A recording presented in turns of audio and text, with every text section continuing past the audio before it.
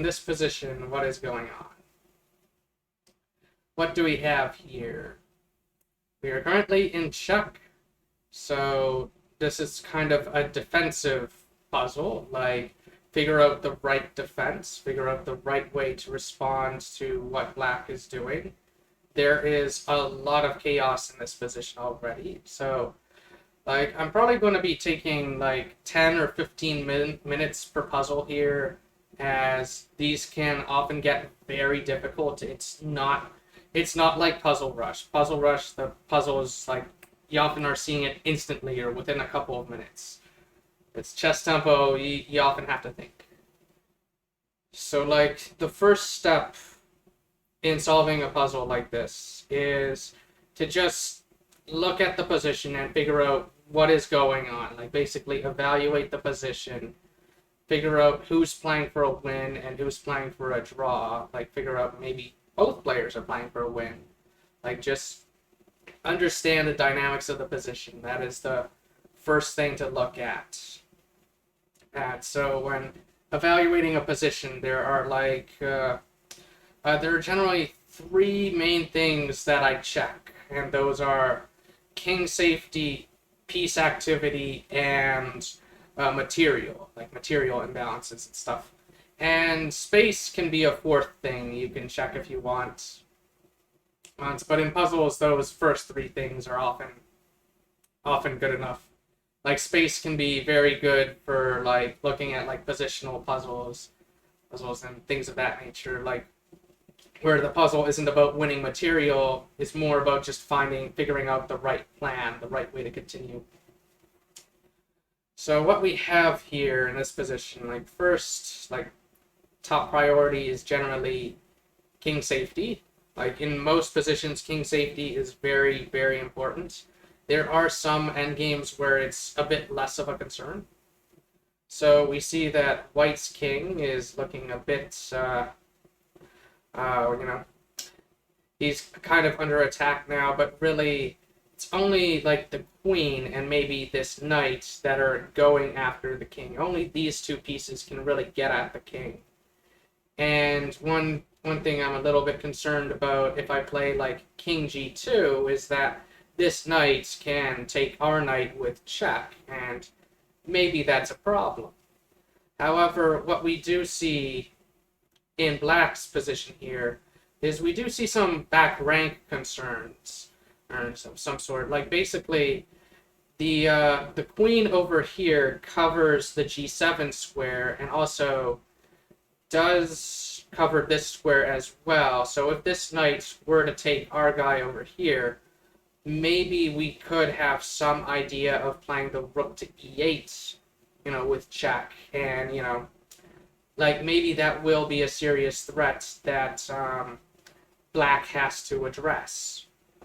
Yes, like maybe black would not have a good way of meeting that threat. Like maybe we run our king out, the knight takes, and maybe our king runs to f3 or something.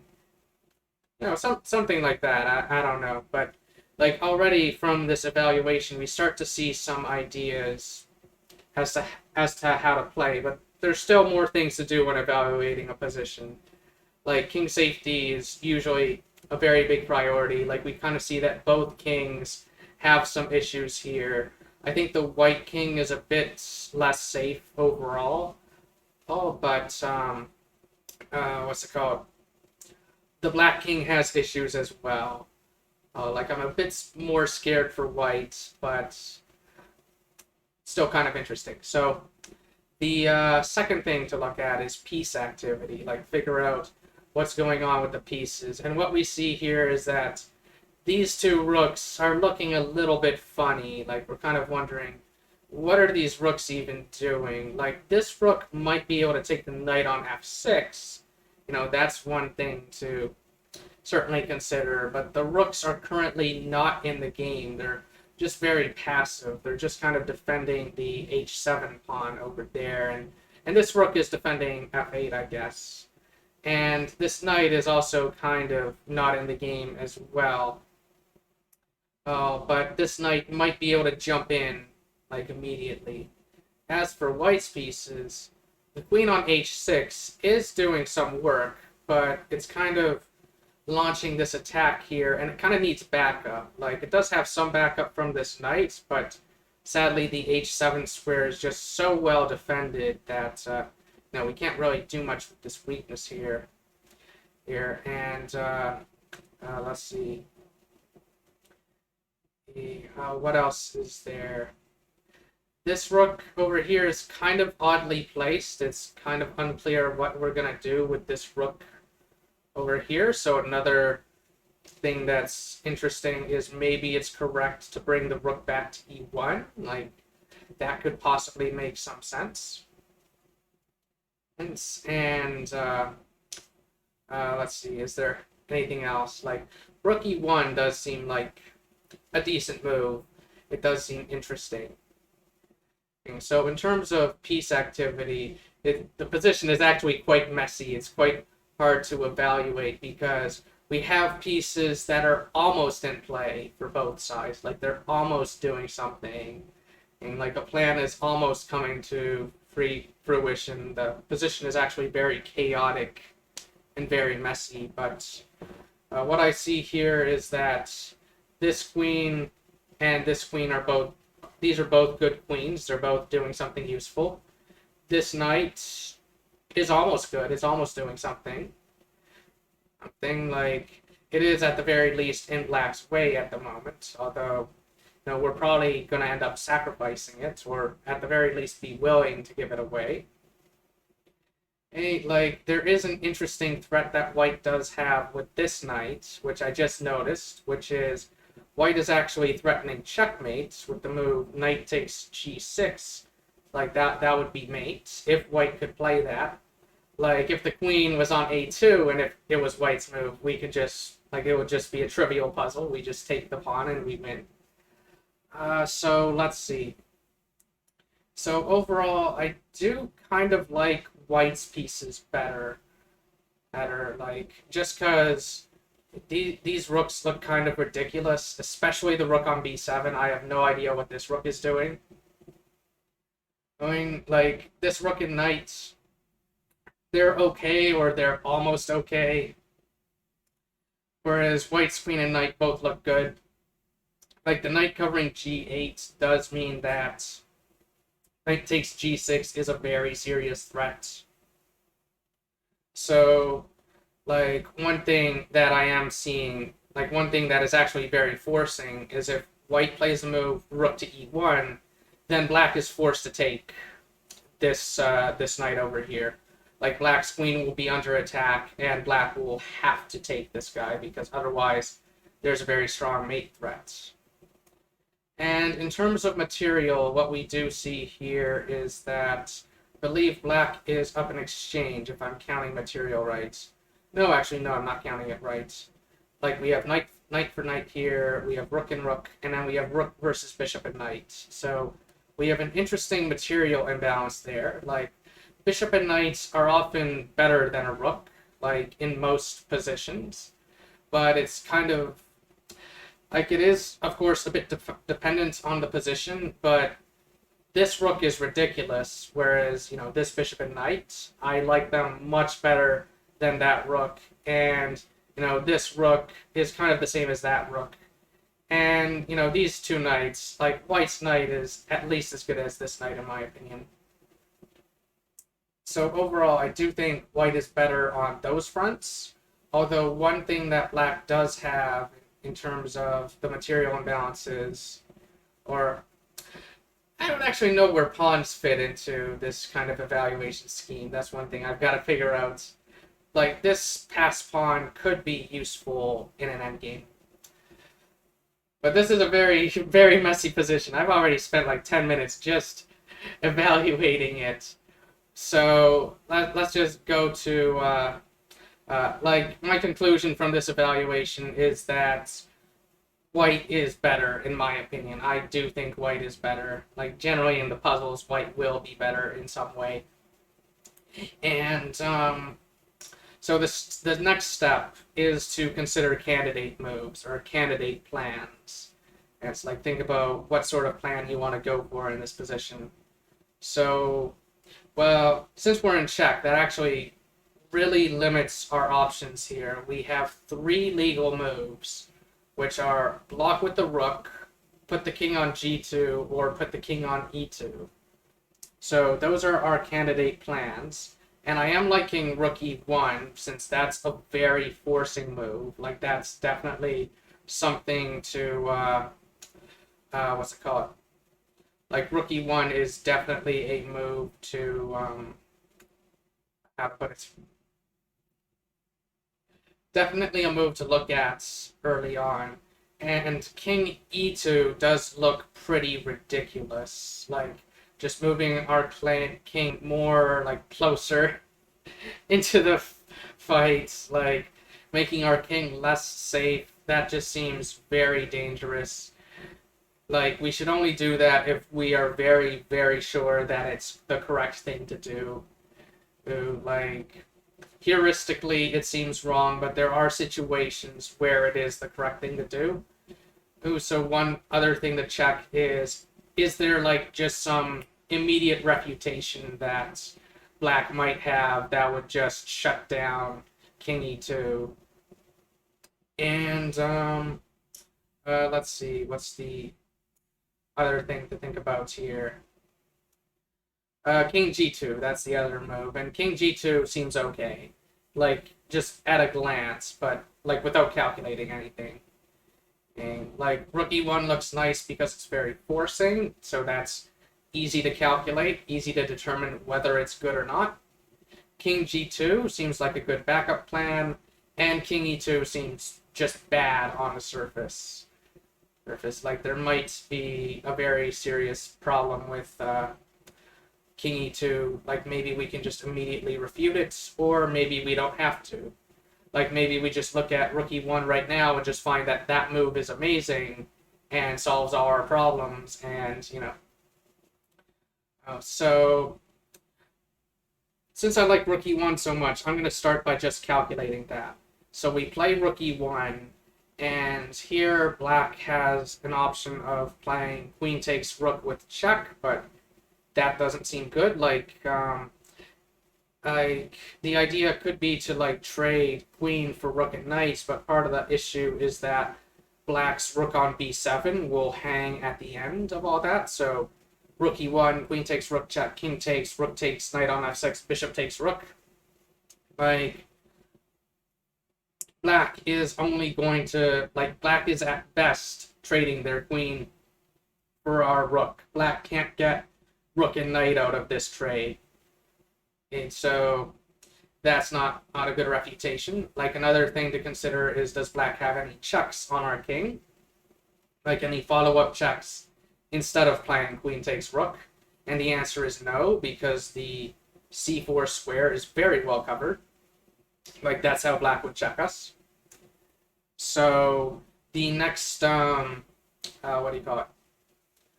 The next thing to consider after rook e1 is, okay, what if black takes our knight on f4? How do we respond to that? Do we have a strong move that we could then play? Okay, and intuitively, I'm thinking that what we should do is just take the queen. Like, I'm thinking trade queens, and then the knight goes away, and then maybe we have something on the back rank. But it does look a little tricky. So I'm not fully sure. Like rook e1, queen takes f4, do we have a good follow-up to that? It's the main question. Like I think we have to take the queen. I could be wrong though. Like sometimes there could be a strong idea of like maybe rook takes knight or something of that nature. Like rook e1, queen takes f4, rook takes knight. Sadly, we don't have enough ammunition on the back rank, but maybe there's a strong in-between move. That sort of thing. Rook e1, queen takes knight, queen takes queen, knight takes queen.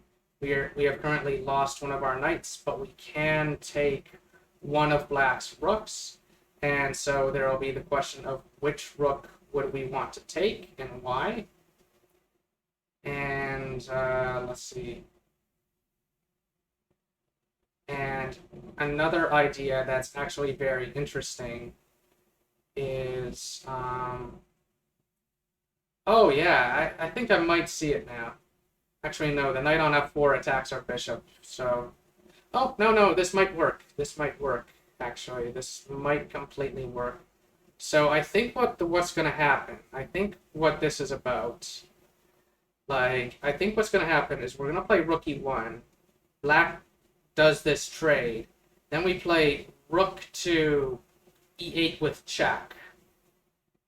And obviously if black takes, what do you call it? If black plays rook f8, we just take the rook. And then, you know, if king goes to g7, we play rook g8, king takes knight, bishop takes rook. We're just up a clean rook in the endgame. We're doing fantastic there. So instead, you know, once the knight goes there, we play rook here. King comes to g7. The move that I'm thinking of playing is g5. And then if rook f8, I think rook f8 is forced. Our knight is defending our rook. So then we take this rook. Then we take this rook. Like, basically the idea of g5 is we're weaving a mating net. We're threatening rook to g8 mate. And the bishop covers the f7 square, so if this rook moves away, we just mate over here. And if this rook goes to f8, we take the guy on b7, and knight takes bishop doesn't help because rook g8 is still mate. And rook takes knight also doesn't help because when we take back, you know, when the king takes the pawn, he's not attacking our rook on e8, so we can still just take this rook. So I'm very much thinking that the answer to this puzzle is probably rook to e1, since all that stuff that I just talked about looks very, very forcing. So I like all that. Like, king e2 and king g2 seem kind of crazy. I think rook e1 works, so I'm going to go for it. Let's see if I'm right. So queen takes the knight, so let's play through our stuff. We can kind of pause a little bit just to, you know, make sure that nothing has changed, that we haven't hallucinated everything. So I think queen takes is forced. So queen takes, knight takes, rook check. Like, it's important that we include this check because against g5, although maybe g5, no, against g5, the issue is, let's see. Yeah, there is a very good question now, the order in which we want to do this, because these puzzles often require perfect precision. So I think we do want to still trade the queens. I don't think we have any good other option here. I think we have to trade the queens right now. I don't think there's any in-between move or anything of that nature. Like, black is just threatening to take our queen. So I think we must take, because otherwise black will get the initiative and play like queen takes f6 or something and just be fine and be probably even be winning or something of that nature, because we have no time to take this thing because queen takes f2 mate would be a threat.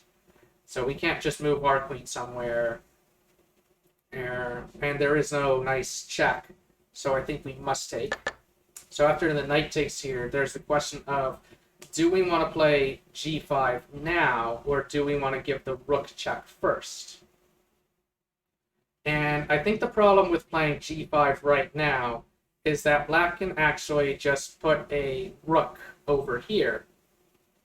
Here, like, just bring a rook over here, and what's it called? Yeah, if we play g5 right now, black can probably bring one of the rooks over here, one of them, and basically just trade into rook and knight versus... does this work? I don't know. Yeah, that's a good question. Does it actually work right now? Oh, I see. Okay, so it's going to use this rook, because if bishop takes this rook, then rook takes bishop, and there is no mate anymore because the f7 square is no longer covered or occupied. So I think we have to give the check first. I think we give the check first before playing g5. I think that's very important. Otherwise, one of the rooks comes to e7. I think it's actually the f rook that goes there, so that if bishop takes this rook, rook can take this rook, and if trade, take like that. So let's see. So I think we give the check. King goes to g7, and we play g5, and I don't think there's any way to escape the mating nets, because we just have everything covered. So just got to get all my bearings. We give the check, and now we play g5, and the rook comes there, and the trick here is we don't take this guy. Or maybe we can. Actually, that's an important thing to think about. I think if takes this guy might have knight takes here, and that material is actually equal. Although, yeah, material will be equal because if rook checks, then king f7, and black is fine.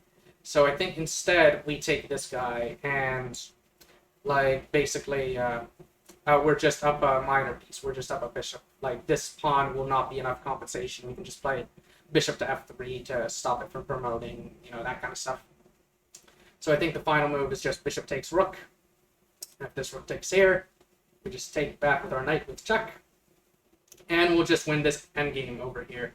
We might lose a pawn or two in the process, but I think objectively we can win this endgame. And if it's a matter of playing the endgame like an engine, well, I'm not going to worry too much about that. I think that's a bit extreme.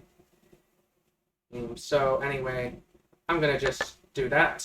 And of course, we take that.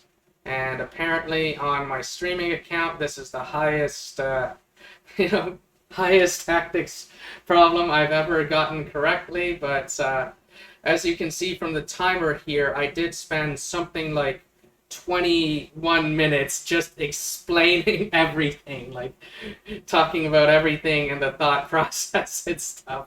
Like normally you're expected to be faster, although one piece of advice that I have heard from international master Eric Rosen is that, like, with these kinds of puzzles, accuracy is much more important than speed.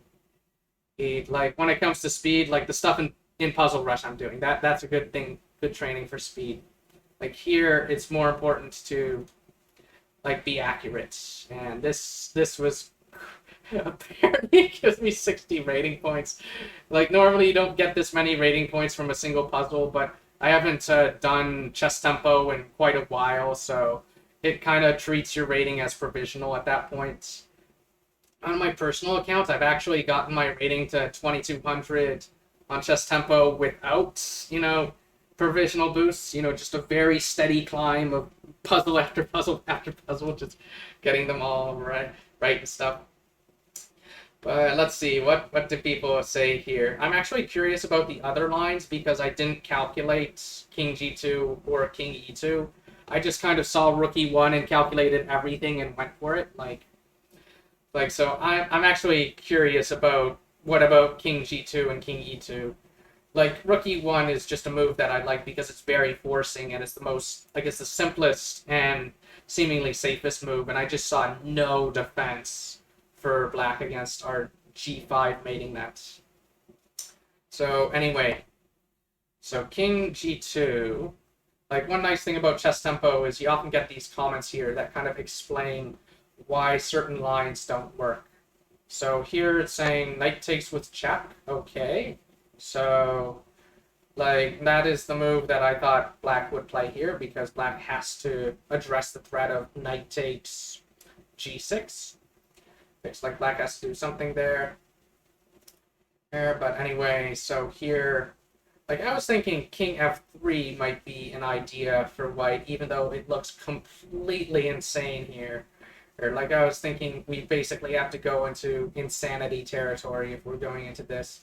Because king h2, the main issue with this is that it just gives black time to react. It gives black time to go and defend against everything. And like white kind of does have this nice attack going on here, even though their pieces are a little bit they're not quite perfectly coordinated, but in the solution, we did end up getting everything into a very nice coordination where everything was playing a part with like the G5 pawn kind of holding everything together and having the knight on F6 make more sense. So, okay. And then it's going into this line where, I think material is just about equal here in this position. Like, I guess queen takes f4 is possible, but this is looking pretty complicated. Like, black does potentially have some chances to maybe draw the game and stuff through perpetual or something. Like here, in this position, I'm thinking that, what's it called? Although rook e8 check, that move does simplify things, so I do kind of like that. It takes, knight takes. Wow, wow. Knight d6, d2. I mean, this line, I don't think it's fully accurate. Okay, this is... this... Okay, there was probably a mistake made here by this comment at some point. Because I think there are better moves for both, like, at least for black, at least at some point. But, anyway.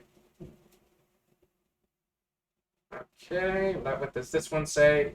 Prairie Doc is actually a pretty regular, pretty credible commentator on this, so let's see what he says. Like, that line, it started looking good, but now it looks kind of sketchy and stuff. Like, rook e1 is just much simpler. So what's he saying here? King g2. Oh, that's the trick. That's the trick.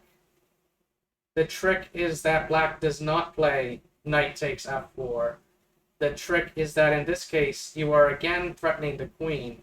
The resource for black is not knight takes f4 check when you play either king g2 or king e2. The idea is actually when white trades the queens, means this comes with check, and then black has time to play rook takes knight. I see, okay. Okay, although apparently knight should take on d5. Although, this is pretty simple too. Just trade material. Like, only black can be better here, like, due to, what's it called? Like, due to being up in exchange and also having this very nice passed pawn. Like, only black can be better here. Only black can really win in this position now because black's king safety problem has generally been addressed. Okay, what's he saying here? Like, okay, yeah, just that. Okay, pretty simple stuff. I didn't really think that variation needed to be included, but anyway. Move 3, g5. I think I did talk about this. I think the idea is to put the f rook on e7. Is that right? Okay, apparently knight takes d5. Knight takes d5. Does that actually work? Like, I was thinking here, just put the rook on e7. Like, put the f rook there. Just block. Because if bishop takes here, then the rook can actually take the bishop. And, like, there's no mate anymore because the king has access to the f7 square. Okay, so that's what I was thinking there. So I guess the comments on this one are not that... not necessarily that accurate, but what are the other lines that people have been looking at? Although Prairie Doc's comment was pretty accurate. That one was good. I generally like his. So I should probably write comments myself on these. Why am I so lazy? Alright, so g5. Okay, saying that there's an issue with trading the rooks here. Yeah, okay. Like, yeah, you just take this thing and then it's just rook versus knight. Or, you move this rook away and then it's rook versus rook, and I think this pawn is lost, and maybe white can get this pawn, but the problem is, like, rook endgames are very drawish, and I don't see any edge for white whatsoever in the resulting position. Well, anyway, this was a good sort of workout. good first problem. I quite like it. Apparently, it's the highest one I've ever gotten correct on my streaming account. So that's pretty cool. Let's move on to the next puzzle. Yeah, these puzzles are probably going to start getting super hard. Like especially if I keep getting them right, they're just going to get really, really difficult. So, let's see. What is going on here? Like, that is the first step to solving one of these puzzles, is to just ask yourself, what the heck is going on? Like, just evaluate the position. Like, whenever you have a coach, like an IM or a GM, and they ask you who's better, that's what they're asking you to do. They're asking you to evaluate the position. They're basically asking you what the heck is going on. Should you be playing for a win here? Should you be playing for a draw here? What is happening? Right? And it's a very important step to do, especially when solving these sorts of puzzles, because in an actual game, you often will have some idea of what's going on, like, because of all the moves that happened before. So you'll have some knowledge of the history and all that kind of stuff. But there is a saying that when a grandmaster gets to a complicated endgame, the first move that he makes is with his feet. Well, assuming that it's a male grandmaster, of course. And basically, the joke that's being made there, well, it's not actually a joke, is that generally the grandmaster will get up from their board and they'll go to the bathroom, or they'll go somewhere. Like, they might go look at someone else's game or something. Like, they might just walk around the room, go look at a different game for a minute or two, and then come back and sit down. Because very often, like, especially when you're entering like a complicated endgame, very often the dynamics of the position will have changed to the point that your previous understanding, your previous evaluation of what was going on could be completely wrong now. And you've got to reevaluate it. You've got to come back to the position, with fresh eyes, and be ready to kind of look at the position as if you know nothing about what happened before. Like, you basically forget about what the evaluation might have been in the past. All you care about now is the here and now. You just sit down and you reevaluate everything and determine from that what you should be playing for, like what your plan should be and stuff. So anyway, in this position, very first thing we look at is king safety. We do have sort of an endgame with queens on the board, so in those kinds of endgames, queen safety is generally a concern, especially when you've got queens and at least one pair of rooks. Although here, I think king safety is still a concern. Like, there can still often be very nasty tactics involving, checks on the king or mate threats or, things of that nature. Like, one thing that does jump out at me, like, just immediately, is just this idea of queen b1 check and then taking the knight. Right? Like, it does kind of look like we can just fork the king and knight and just take that knight right away. Okay, but that might be wrong. There might be something wrong with that. There might be something very sinister under the surface. Like, for example, maybe white has something with queen e8 check. Like, maybe there's something to this move. Like, maybe the queen can suddenly infiltrate that way. Like, I'm not so sure that it can, because I think after king to c7, I don't see any more checks. I think we can just hold and, keep our defenses up. Like, I think white's king is less safe than ours. Like, there are some dark square weaknesses here, but our pieces are defending them, and I do like the bishop is kind of blocking this rank, so that does give some air for the king where it can, it can get away, and I like that the knight is fairly well placed. But another move which is also a concern besides queen e8 is, of course, queen taking the pawn. Like, I'm often missing that pawns are hanging for free. But one nice thing about queen b1, queen takes knight, is that it does defend this knight. But one downside to doing that, of course, is that if white takes this pawn with check, white will have quite a few connected pass pawns. So that's interesting. It doesn't have to do with king safety, although it's sort of related because the queen taking this pawn with check does actually look very...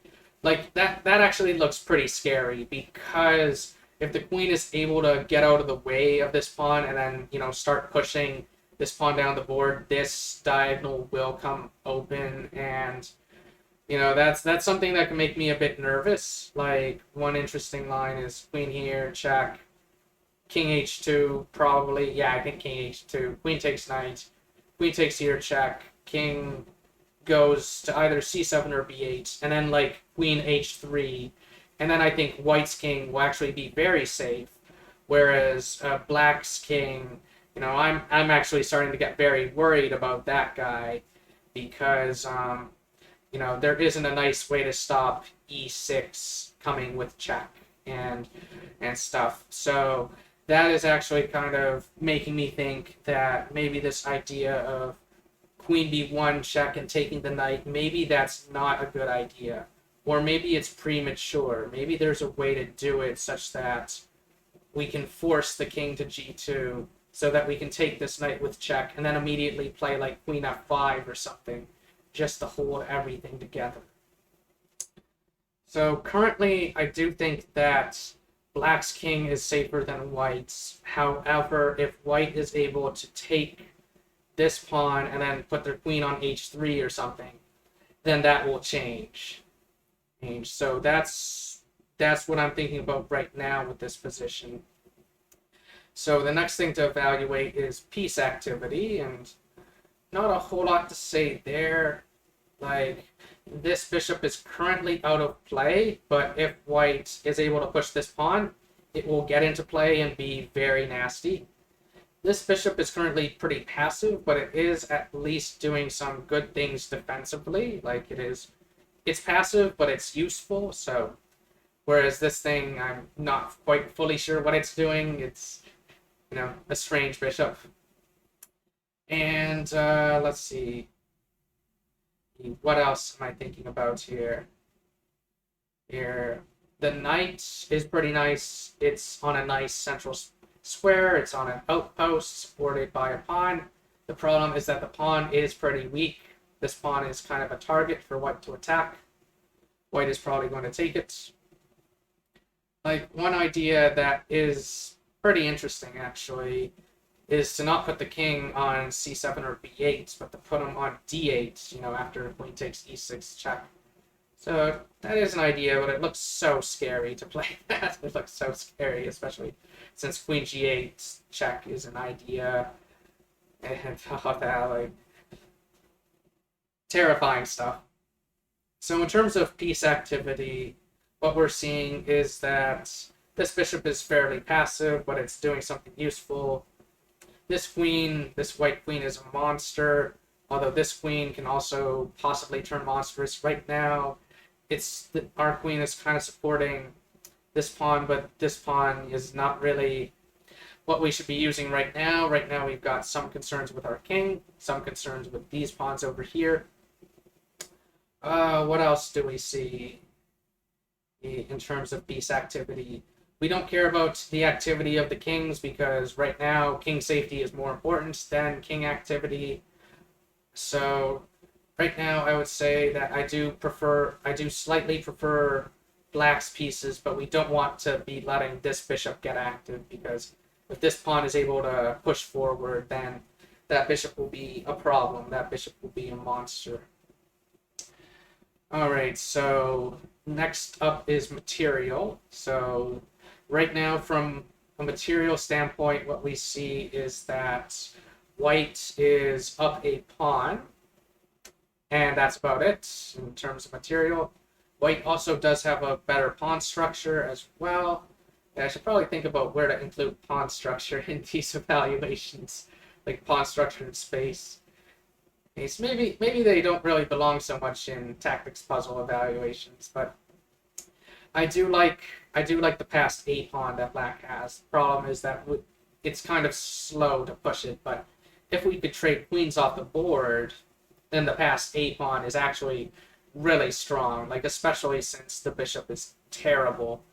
Like one interesting thing we could try to do is just trade the queens. If we're able to do that, then black is doing fantastic. But I don't see any clear way of doing that. So overall, I do have a preference for black in this position, but I'm really scared of allowing queen takes e6 check and then like queen h3 and push this pawn. That looks so scary. So let's see. The next step is to look at candidate moves. Next step is to think about what our potential plans in this position are. So the plan that I mentioned earlier is just fork the king and knight and then take the knight. Maybe we don't take the knight right away. Maybe there's some strong in-between move. Like that could be part of the plan, but that'll be plan number one. And we should also think about other plans. And at the moment, that kind of seems to be the only plan that I'm noticing here, but maybe I'll find something else worth considering. Like, I don't like the idea of defending the pawn with king to d7 because, because it's ultimately pretty useless as a defense because white could play, like, knight to f6 check, and not only does that solve the fork problem, but in addition, like, if we take, then white takes with the pawn and our bishop is lost. So king to d7 seems pretty useless in terms of defending that pawn. We can't really defend the pawn with our queen. We can't really defend the pawn with our knight. Knights either. Like, all that doesn't seem like it will work, but maybe there's some crazy tactic that I'm missing. So plan number two is find some way to defend this pawn on e6. But that is pretty passive, that is pretty reactive, and one thing to pay attention to is that I think white just took one of our pawns, so we've already lost a pawn. So ideally, we want to kind of justify this loss of a pawn. I don't think we want to just play defense here, especially since we're in a puzzle, although I don't like to metagame like that. I don't like to be like, oh, I'm in a puzzle, therefore there has to be a way to win here. But basically, I don't see any nice way to defend the pawn on e6. So I think that pawn is just going to be lost. We might have to go all in on the fork the king and knight plan. And it might just be a matter of figuring out what to do next. Like, it could be a matter of after queen takes e6 check, maybe the trick is we're going to play king to d8, and maybe we'll escape all the checks that way, a sort of thing. Like, maybe we'll find a way to, like, trade the queens or something.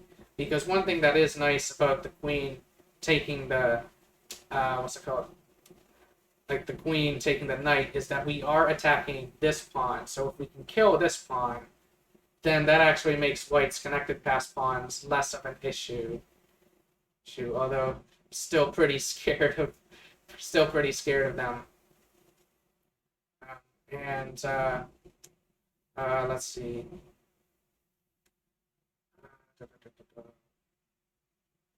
Yeah, the queen on this square will actually do a pretty good job of like controlling a number of squares that the white queen might want to be going to and stuff. So the trick might actually be after queen takes e6 check, we don't go running over here. We instead run here, and add some defense to the bishop. Like we kind of run closer into the eye of the storm.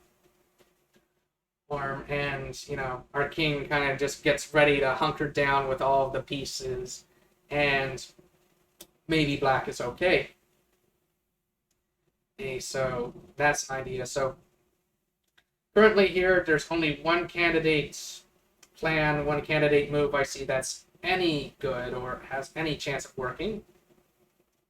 That is to fork the king and knight and take the knight.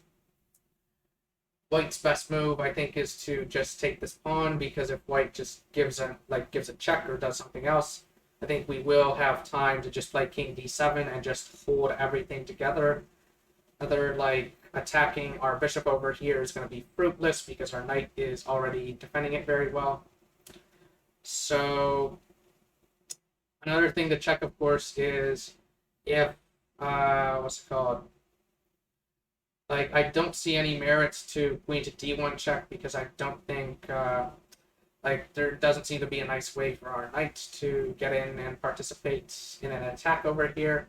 I don't think we have enough ammunition on that front. So right now I'm thinking queen b1 check, king h2, because if king g2 we take with check.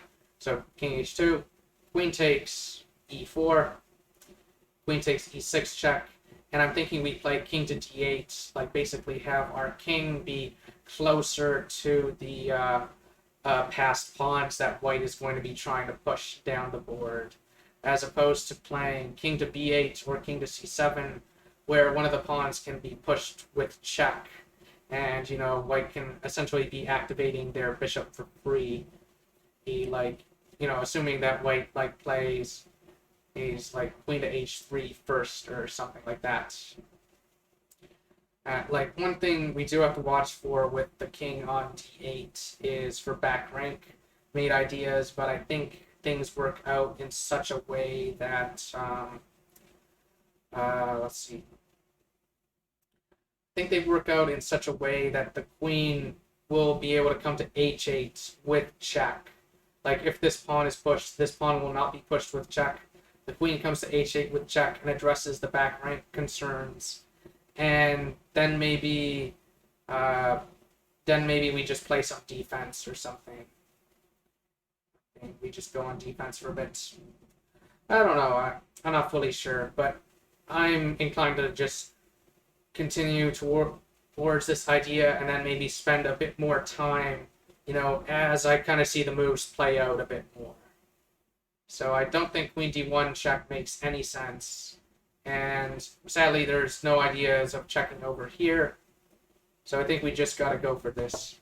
So king comes here. We have no checks. We kind of have nothing else to do.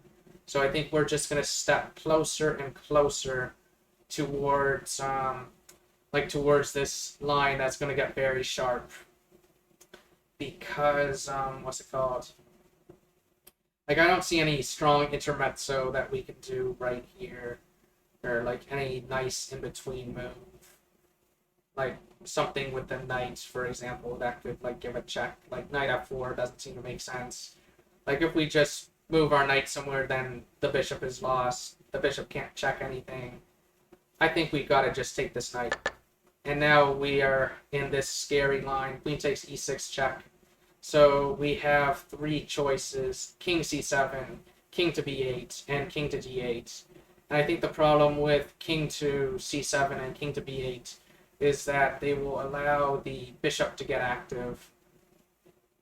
Although, one thing that is interesting is the idea of playing knight to f4. Like, that's something I didn't consider before. Although, actually, no, the problem with knight to f4 to block the bishop is, what's it called? Like, afterwards, like after moving our king, is, like, if the king is on b8 or c7, like, allowing a pin there is very bad, especially since the c5 pawn covers d6, so he can't, like, play bishop d6 to, like, break the pin while adding more defense. So here, I'm inclined to think king d8 is probably the best move, just because I don't like allowing e6 to come with check, but I could be very wrong about that. So, let's see. Like, king to b8, I think white plays queen h3 or something like that. And I guess we could try knight f4, but I think just, like, queen to h6 at that point. And actually, no, knight f4 does threaten mate. It is true that it does threaten mate. So maybe white, if we play king b8 or king c7, maybe white goes for something else, like queen f7, for example. Like maybe if king c7, queen f7 is the idea. That way the f4 square is well covered. h7 will also be covered. And yeah, okay, in both cases, queen will be very active. Like that's basically one thing to figure out is where would white want to put their queen so that, they can push the pawn and stuff, because white isn't going to be playing defensively now. White is going to be trying to create chaos and try to put a lot of pressure on us. Like I think, like earlier I was thinking queen h3, but now I'm thinking that queen to f7 is probably actually a much better move, just because it defends f4, it defends h7, and it also keeps applying pressure to black's pieces, and also will provide some support to the e6 pawn as well. So that's an interesting idea. Let's see. And also there's ideas of like queen e8 check, queen takes a4, like maybe a perpetual along that. That's kind of cool too. Well, cool for the opponent, not for us. So like if king b8, I think there's an idea of queen to f7, and not only is e6 a problem, but queen e8 check, queen takes a4 is also a problem.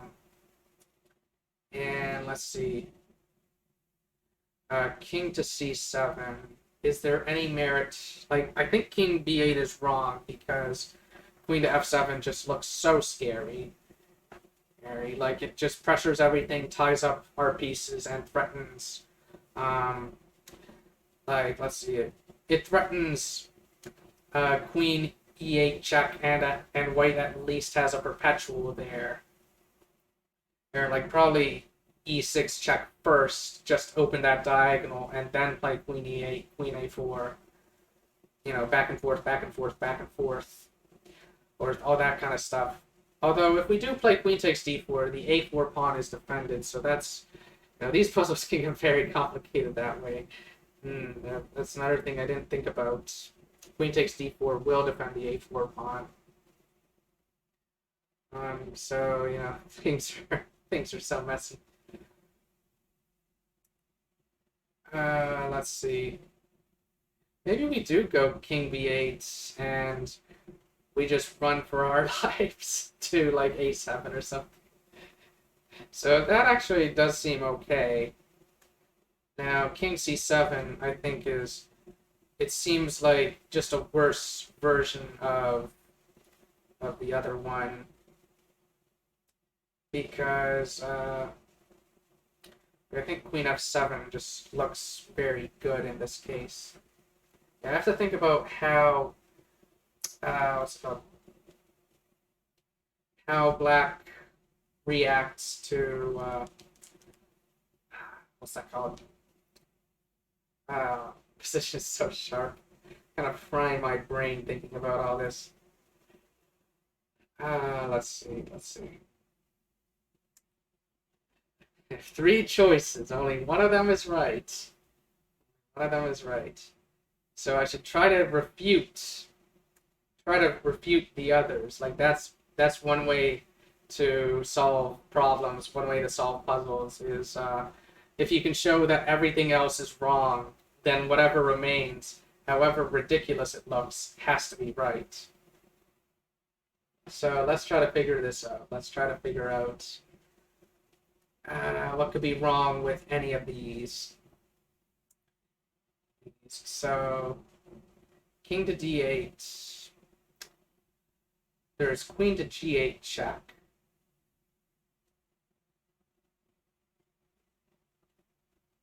Queen to g8 check.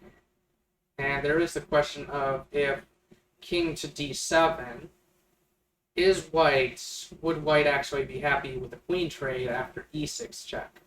Because e6 is so close to mates. Like e6 check, queen takes e6. Like maybe white has a very strong move here, but white might actually just be able to. No, I think in that endgame, black is completely winning. Come to think of it, like I think black's just. I think the a pawn for black is just fantastic. I think that pawn wins the game for black. So I don't think white wants to do that. But another idea. So let's see.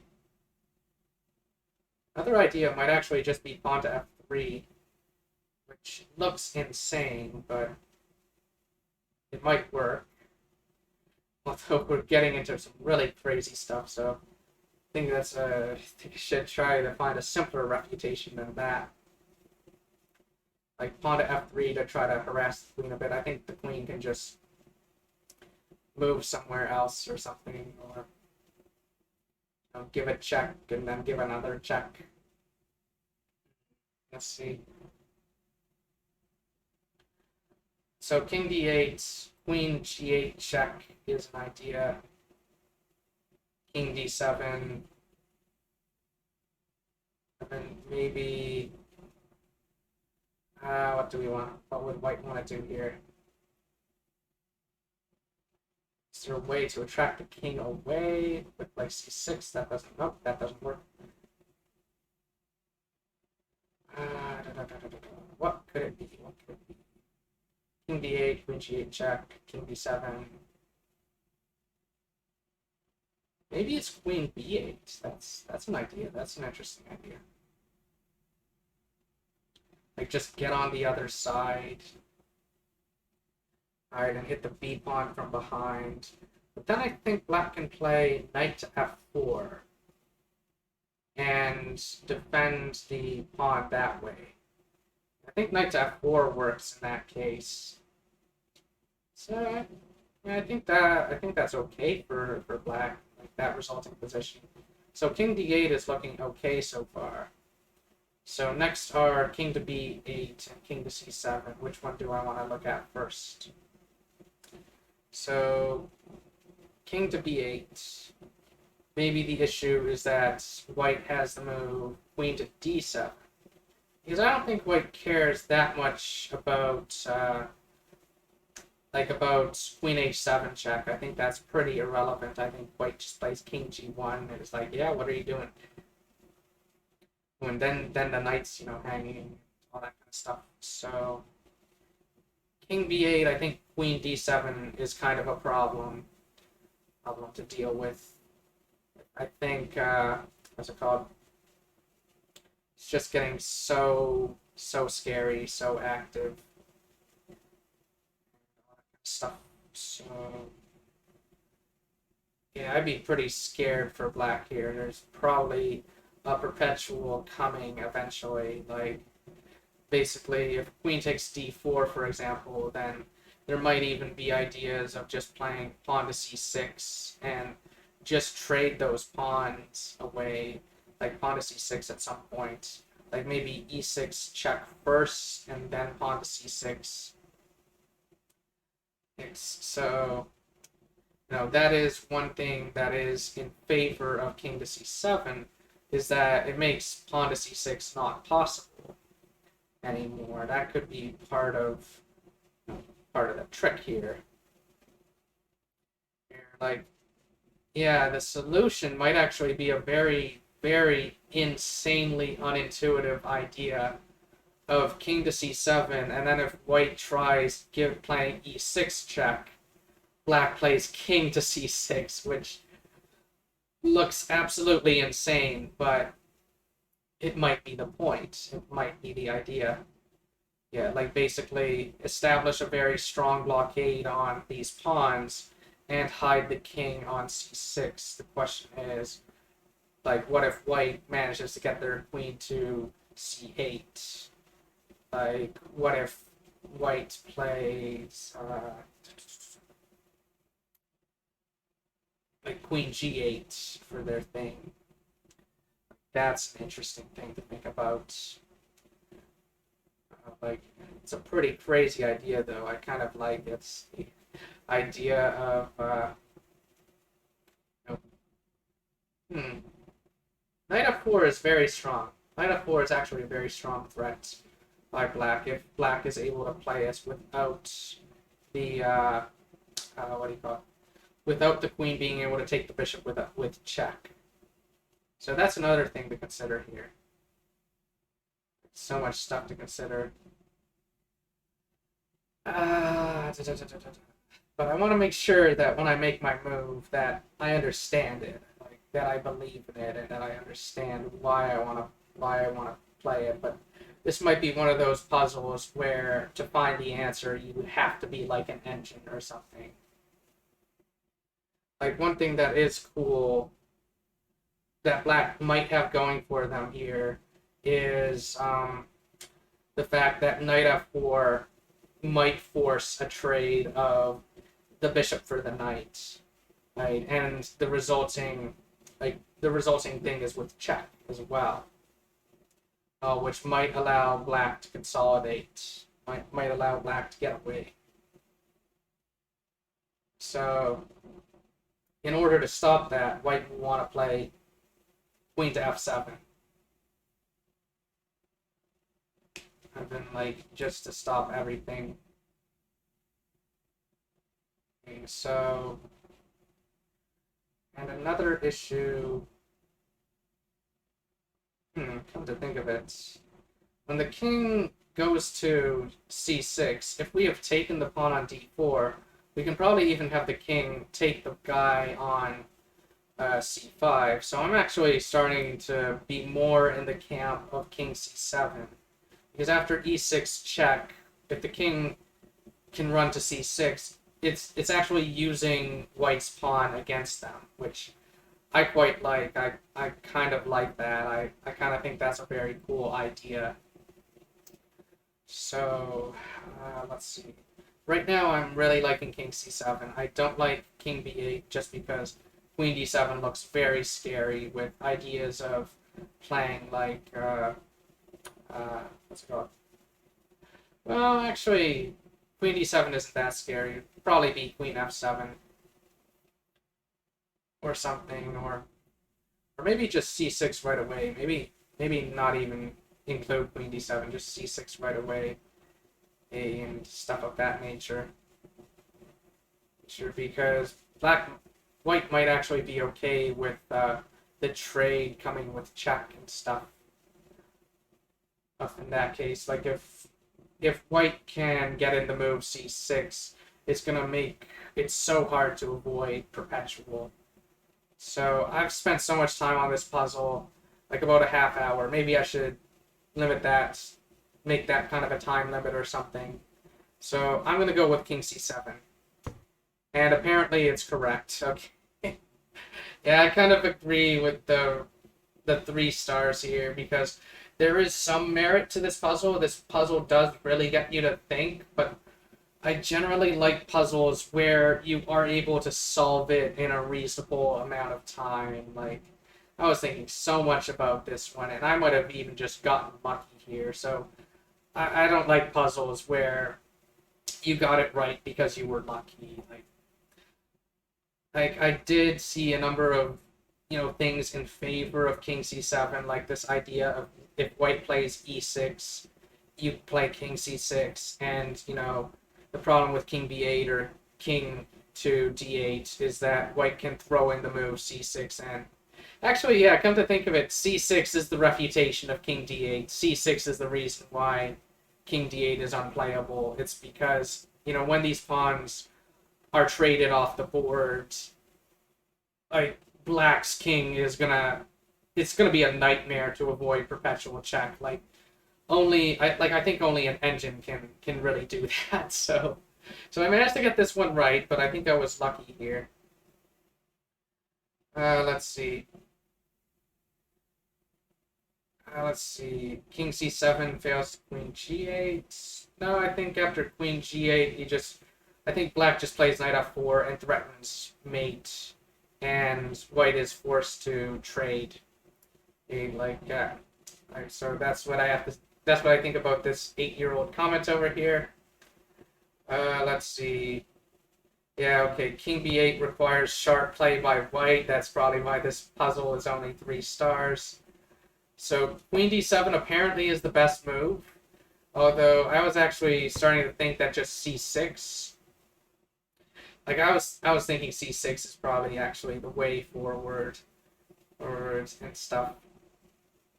But I could be wrong there. Like c6, allow this trade with check, and just, you know, like maybe like if black is able to fork the king and the pawn on c6, then black will be okay. But I don't think there's a way for black to do that. So that's what I was thinking. But apparently, this king runs there. Okay, I agree with these moves so far.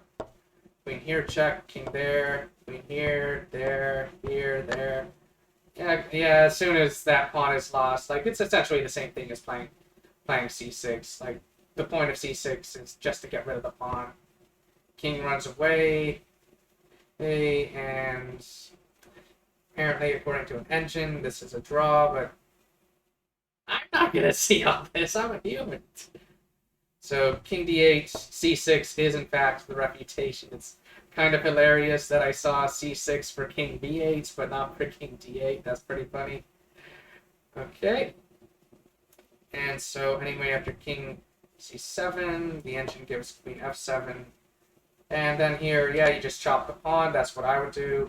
e6, king c6. Like, notice in this position, it's very hard for white to actually give black any checks, so that's why I kind of like this.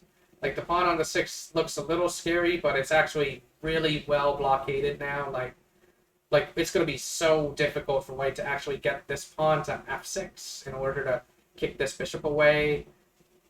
Okay, so, you know, you can try this, but, you know, this comes with check. And, like, black, like, if white takes this pawn, like, at least white's bishop is gone, and black has this knight, and black has this a pawn that can be used for winning the game. So, you know, this would still be quite a fight. This resulting position here is still very difficult, but what's it called? Like yeah, this is a very crazy position. Like there's queen d7 check, king runs here, and then maybe pushing, and then take here, and try to fork, like black tries to fork the king and this pawn, and you know, it's so crazy, so sharp. Like this is an engine puzzle. This isn't really like this puzzle was more valuable in my opinion, not for the fact that I got it right, but more just for the fact that it got me to think about the dynamics, like think about what is going on, what resources do I have that I can make use of. So the e6 king c6 trick is very cool with all that, but I've spent too much time on this puzzle. Let's move on to the next puzzle. Okay, so next puzzle, what is going on? That's the first step. Just always ask yourself, what on earth is going on? And through that, ideas will come to you and stuff. So what did black just take? Black just took a pawn. Okay. Black's queen was under attack. Black takes a pawn. That makes sense. Okay. So, what is going on here? We have an isolated queen pawn on black's side. That's interesting. But first thing we look at is king safety. Black's king actually looks pretty safe. Like, not only does he not have that many pawns pushed in front of his king, but he's got so many pieces over there. Like, he's got those 2 knights over there. So it actually looks pretty difficult to attack black's king here based off of what I'm seeing. Like, if white is going to launch an attack on black's king, it's going to take a few moves. White's going to need to get a few more pieces involved. Whereas conversely, on white's side, white has kind of weakened their king a little bit by pushing the f-pawn, but at the same time, white has put their bishop on the weak diagonal, so that weakness is at least partially addressed here, so I do kind of like that for white. I don't hate white's king safety, but I do think black's king is a little safer, so that's That's the first thing in the evaluation is king safety. The second thing, which will probably be the more interesting thing in this position, is piece activity, because my oh my, do I see a lot of pieces on very interesting squares. Like we've got that rook on a6, for example. We've got the strong knights on e5 and b5. Like maybe white can do something with them. Like it doesn't really seem like the knights are actually working towards anything. It just seems like they're just controlling squares, but I could be wrong about that. Like maybe as I look deeper, I'll notice something. White's bishop on a2 looks very unhappy. That's a very sad bishop. But maybe if it comes to b1, it could be a happy bishop again. Like maybe there are ideas of targeting the h7 square or something, since g6 is kind of less of a defensive resource, given that white might be able to sack their knight there due to the placement of their knight. Also, our rook is under attack. I should pay attention to that. White's rook is under attack. Black's queen, when I take a closer look at it, it doesn't actually seem like it has that many great squares to be going to, interestingly enough.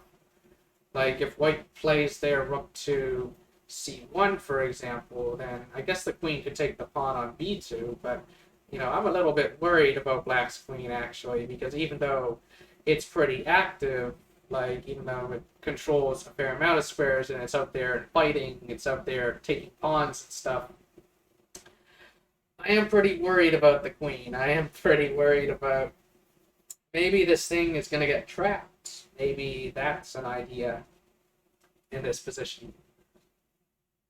What else do I see here? White's rook on a1 is ridiculous. It needs to come into the game. Black's rook on d8 is fine. It's supporting the isolated queen pawn. That's a good thing for the rook to be doing. Let's see. What else is there to say here? We don't care about king activity since it's not an endgame. Let's see. Both sides have the two bishops still. Basically what I'm seeing with white's pieces here is they control a lot of squares, but they don't really seem to have a whole lot of direction in terms of what should they actually be doing. White's bishop on a2 looks a little bit silly. It's attacking the isolated pawn on d5, but that's about all that it's really doing besides, controlling some squares, like it's controlling b3 and it's controlling c4. And what I see is that, white's pawns are looking a little bit loose here and all that kind of stuff. Like the a4 pawn is also hit, the b2 pawn is hit, the rook on e1 is hit. Black's pieces seem a little bit more coordinated. I actually kind of like black's pieces better than white's pieces.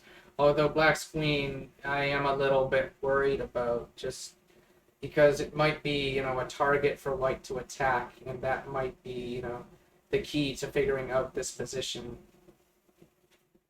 and all that kind of stuff. Let's see. Like, one idea I am seeing for white is bishop to b3. That way, black can't... I don't think black can actually take the pawn on b2 because white is controlling so many squares that I think white could play, maybe rook e b1. Maybe the queen is just completely trapped at that point. I could be wrong, though. I think it has the d2 square, actually. I think it can go there. But that's one candidate plan that's coming to mind. So in terms of piece activity, white's pieces control a lot of squares, but they kind of seem a bit discoordinated. Kind of doesn't seem like they're working towards something. Whereas black's pieces, they seem more organized.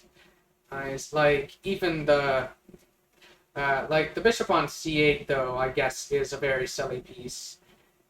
Like that piece is looking a bit funny. I mean, I didn't comment on that, so in fact, it could possibly even be a weakness at some point, depending on what we do. So, I guess I do like white's bishop on a2 more than black's bishop on c8, so there is that. But overall, I do kind of like that black's pieces seem more organized. Like, it seems like black's plan is going to be to try to push that d pawn, like especially since the c2 pawn was just captured. So that seems to be black's plan. Black's plan is probably to push the isolated queen pawn, try to just roll that thing down the board at the right time. Even though black might not actually be able to do that, but black could always, like, maybe black has ideas of like sacrificing the pawn with like d4, bishop takes knight, bishop takes bishop, and like we do have to watch for the b7 pawn hanging as well. But this is white's white to play here, so why am I thinking so much about what black wants to do? Like, all this stuff about the isolated queen pawn, it might be completely irrelevant, since black can't actually even do that plan just yet. I don't think it works. I think it's a bit premature to go for that right now. In terms of material, how are things going? Black is currently up a pawn, and the pawn that they're up is that passed pawn over there. So I like that pawn. It's a very nice, strong pawn. So here, when it comes to candidate plans, and I think the main thing I'm going to be looking at is black's queen, since that seems to be the main weakness in black's position at the moment. Since everything else on black's side of the board actually seems to be well protected. Like, black doesn't have any loose pieces. The bishop on b4 can't really be attacked by anything. It's just very well supported by his pawn. Let's see. Black's king seems very safe. I don't think we attack black's king. So, in terms of candidate plans, I'm only seeing one, which is to harass black's queen. And maybe we can even win it. So, let's see. Like, bishop b3 is a move that I like. Like, the ways to harass black's queen here would be either bishop b3 or moving a rook to c1 or moving a rook to e2. Like, something of that sort. But the problem that I have with rook to c1 or rook to e2 is that black might be able to just play queen takes a4 and then just, black is threatening to just win the knight on b5. Like, we have to react to that, and if we move the knight away, black could probably just run their queen away, like play queen e8, and just be very fine here, like just be doing very well. So, what to do? I'm thinking bishop b3 is probably our best bet. That is the move that really jumps out at me as being good. Like other candidate plans and in this position, like, would probably involve moving our e rook, because that's currently under attack. Like, black's currently threatening to take the rook. And, like, odds are if we're moving that rook, we're probably moving it to c1 or to d1. And, like, if we do move the rook to d1, it does at least threaten the pawn, but black can probably just play queen takes a4, so it's like, yes, you might be able to win the pawn on d5, but I think black will, just have a different pawn, like be up a different pawn at that point. So I don't like rook d1. Rook b1 makes no sense. Like, the only moves that seem to make sense are like rook e c1 or rook e2. Like, when it comes to rook moves like rook f1, like rook f1 just looks absurd. So I'm just going to look at bishop b3 first, because that seems to be the most forcing move, and very often forcing moves are very good, like especially if they work.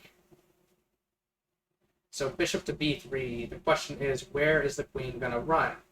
the queen can't actually run anywhere on the c-file because every single square on the c-file is covered. So that only really leaves two squares for the queen. Those squares being b2, so taking the pawn on b2, or what's it called? d2. Like, that's another square. And I think the way that we continue, I think a move that we have at that point might just be rook a2. We might just be able to play, what's it called? Rook a2. Like, that actually seems like a very simple idea. Like, bishop b3, queen takes b2. Maybe we just play rook a2 here, like if he takes that. And the queen has no squares. The queen can't go anywhere. And yeah, I think that'll be it for the queen. If queen takes b2, like at that line, I see no squares for the queen to go to whatsoever. Queen to d2 is more interesting because there, in that situation, like we don't, like number one, rook a2 accomplishes nothing, but there might even be an idea of black might try to trade the queen, like black might try playing queen takes e1 and trade the queen for more than a rook, but no, I don't think that quite works. I don't think that quite makes sense. So let's see, bishop to b3, queen to d2, let's see, rook to e2 might work. Like there's rook to e2, but there's also rook to d1. And look, like rook e to d1, I should say. And let's see. Are there any issues with that? Like I'm really liking bishop b3. I don't think rook moves make much sense here. Let's see. I think the queen is just getting trapped. It's just a matter of noticing any subtleties in how it's trapped. Like bishop b3, queen to d2. Is there a trick? Is there like some strong in-between move that I have to watch for here? Or because it's actually kind of looking like there are multiple moves that trap the queen. But generally in these puzzles, only one of the moves is correct. So let's see now. Bishop to b3. Like one nice thing about the bishop on b3 is it will protect the rook on d1. I have to figure out what tricks black might have here. Bishop b3. Queen to d2 seems like the most challenging move or the most complicated move. Like queen takes b2, I think we just play rook a2 and queen is trapped. It's all over at that point. But queen to d2 is kind of interesting, and there's a question of where do we go from there? Like I think there are probably actually just multiple moves that work, though, is the thing. Like I think just rook e to d1, that might just win on the spot. Yeah, I don't see any way to deal with that. Yeah, okay, I'm fairly convinced. Alright, I'm gonna play bishop e3. Booey, that wasn't it. Alright, what's going on here? What is going on? What is going on? I probably missed something. Apparently it's bishop b1, which I don't fully get. That seems pretty unintuitive. What is the trick? What is the trick? Maybe I'm just overlooking something very silly here. Like, no.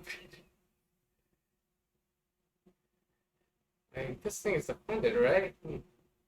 Bishop. Oh, I'm so silly. I am so silly.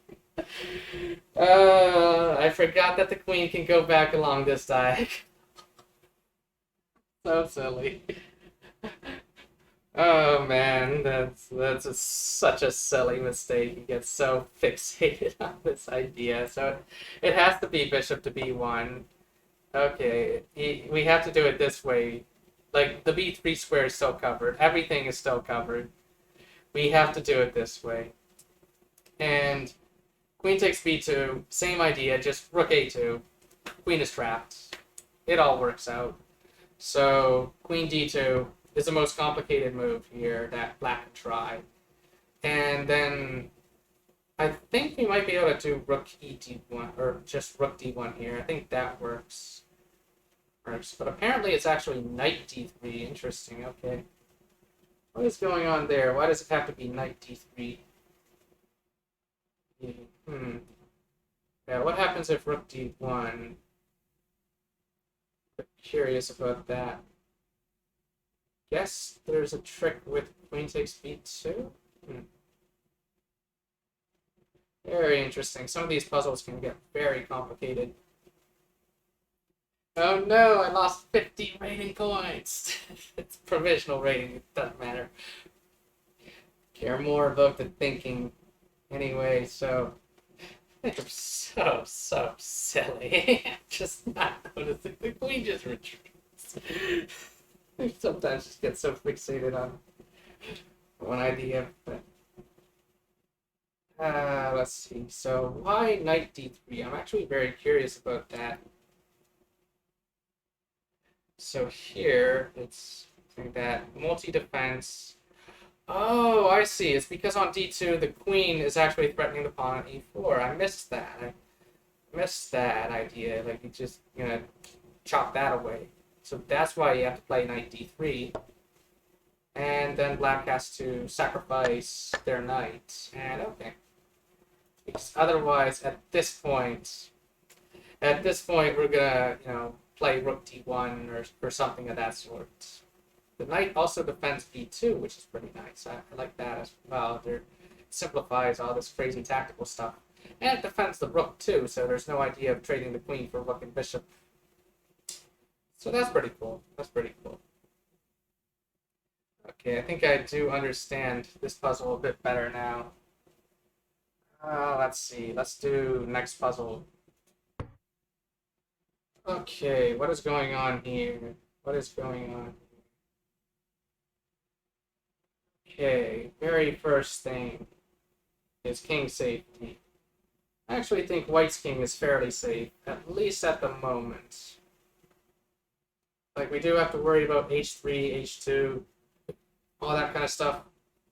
But that would only really be a concern, like that big of a concern, if black could get their bishop on this diagonal, which it's going to be extremely hard for black to do. Looks pretty much impossible at the moment for black to be able to do that.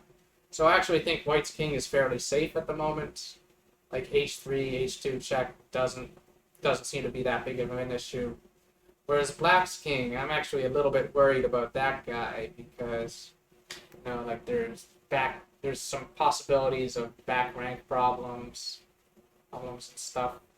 Although, how does white make use of them? Actually, I think black's king is pretty safe too. Like, it's gonna take way too long to get a thing here.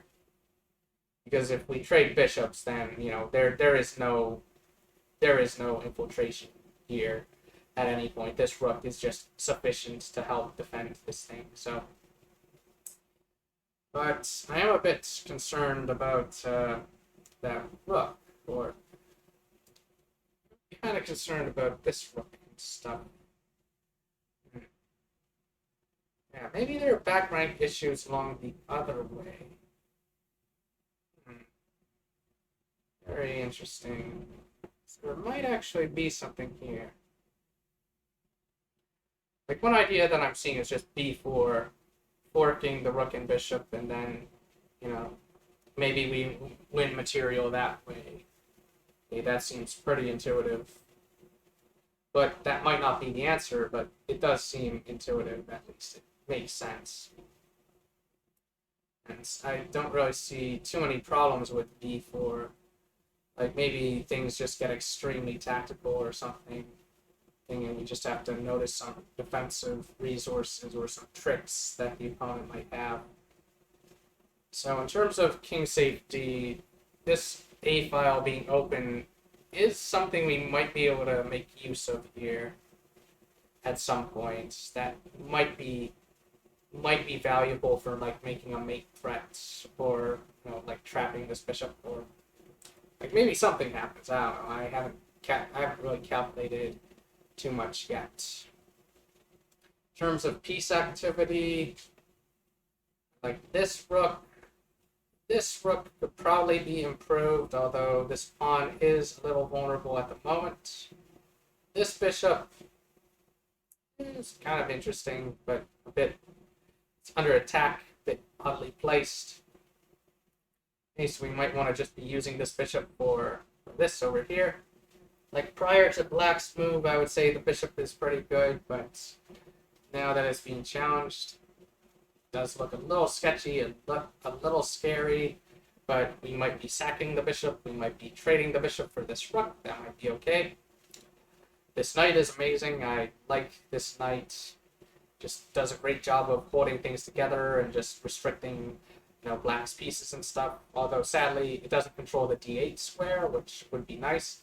Like that is one thing that is nice about this bishop, is that it stops this rook from ever coming to d8, and this knight does a good job of working with the bishop. It controls the e8 square, so the rook can't harass the bishop with that.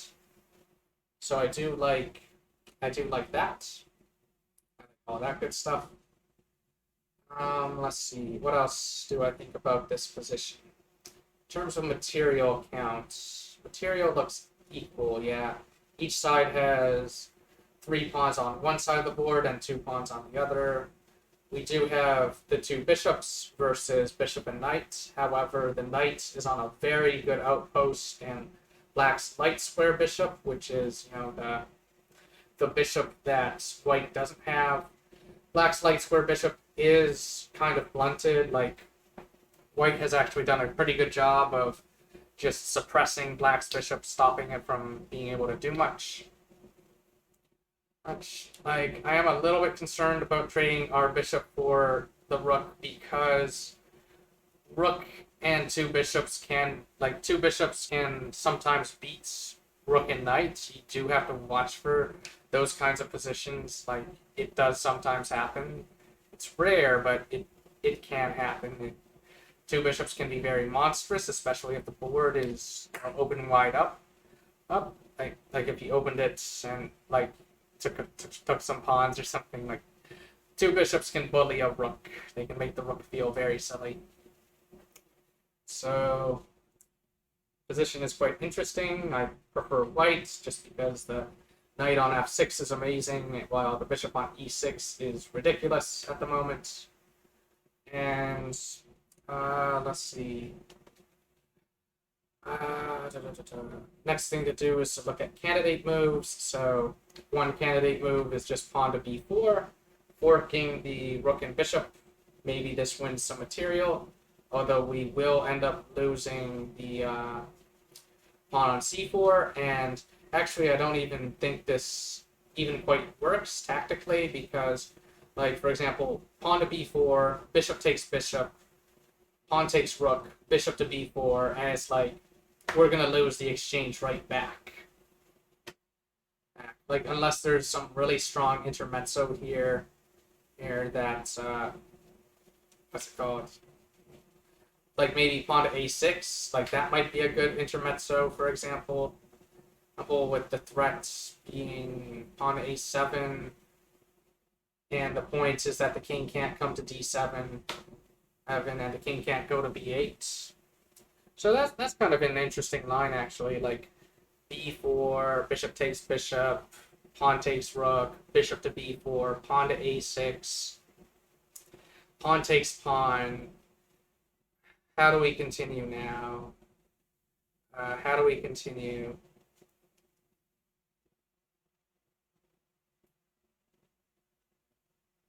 Like pawn takes pawn, maybe rook ed1, for example.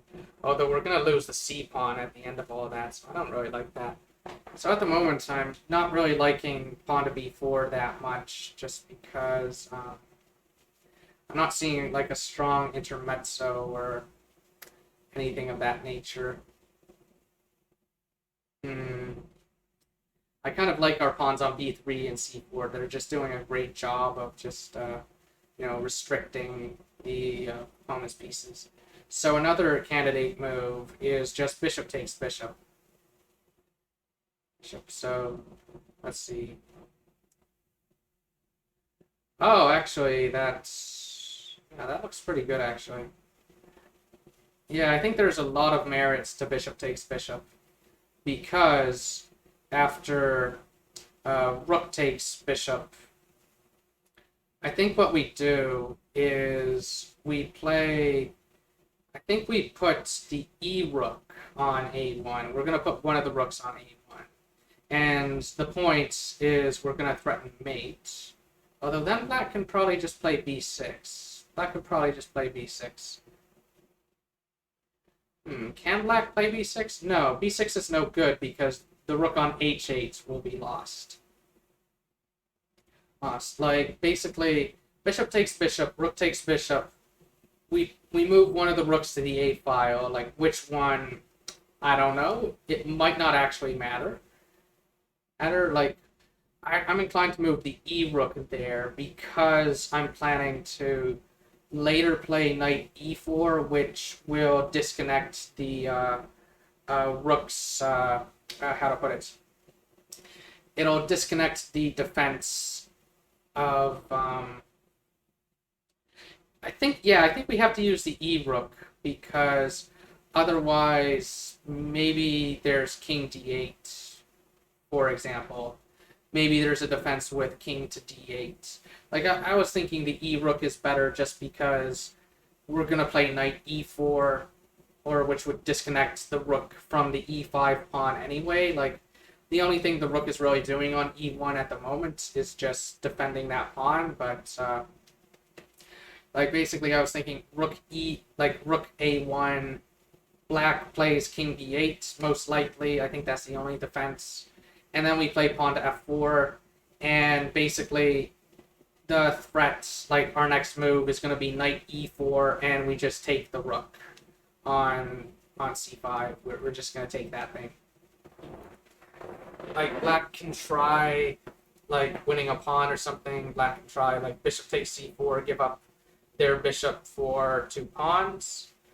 Although that doesn't even work because knight d7 check will pick up the rook on c5, and black has no time to take the second pawn because there's the threats of rook a8 checkmate, and yeah, bishop takes c5 looks amazing. It just looks really good. Like, I think people mainly got this puzzle wrong because they probably played pawn to b4 and stuff. So I'm inclined to play bishop takes c5, rook takes c5, rook to a1. Like, keep our rook on d2 so it controls that d file. It controls valuable escape squares for the king. I think king to b8 is now forced. Like, black has to react to the mate threat. So king to b8. b6 loses to rook a8 check, king b7, rook takes h8. Losing an entire rook that way. So king to b8, pawn to f4, and I just see no way for black to hold here. No way for black to react to the move knight to e4. Like, maybe there's...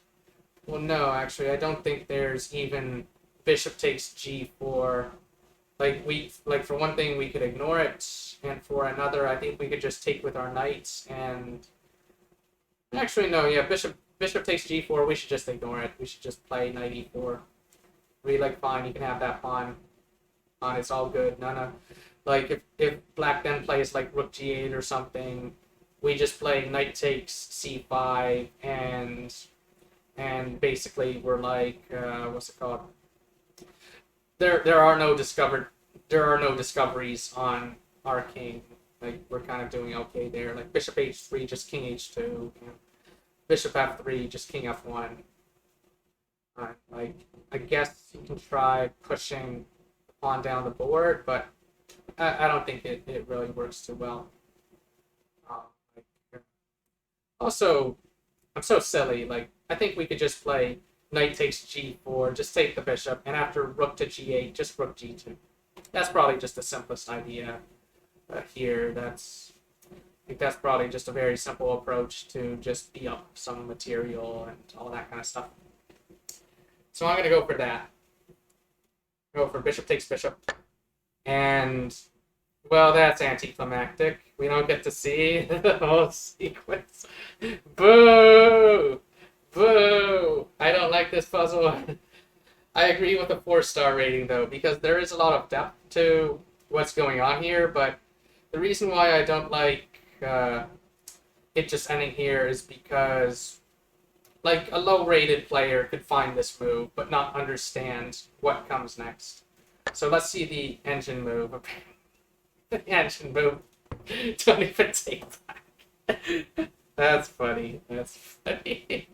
That will not help a low-rated player understand why rook takes c5 doesn't work. Like, I'm not even fully sure I fully understand it. I want to see, what are people saying here? So here he's saying rook a2, but what's wrong with rook a1? I want to go rook a1. I want to keep this rook on d2. Like, maybe the problem is that both moves work, but I kind of like this rook being on this file and moving this rook here and then just playing f4 to defend this pawn. So we're getting ready for knight e4. So rook a2, king here. Okay, actually, yeah. King b8 doesn't even work because there's mate ideas. We don't even need to play f4. I'm so silly. Alright, b5. Yeah, we can take that way. Okay. I must be getting tired because I actually missed this mate idea. I was thinking too much of trapping the guy on c5. Ay. I think the f4 knight e4 plan does work, but this is simpler. I'm so silly. Anyway, actually, wait. Rook a2 wasn't there a resource here that I noticed? Yeah, I was thinking king d8, but maybe rook d1 check after, like, first rook. Yeah, this is getting messy. But I think rook a2 is kind of the wrong way of going about this because I think there is king d8. Like, that was what I was seeing, king d8, and if rook a8 check, there's bishop to c8, and if rook d1 check, king e7. Like, this is just getting kind of crazy, kind of ridiculous, but I think black holds. Once, like, rook d7 check doesn't work because you can just take with the bishop. So I do think rook a2 is kind of still inaccurate. I think you do have to use the e-rook to do it, just because this rook is doing good work on the d file.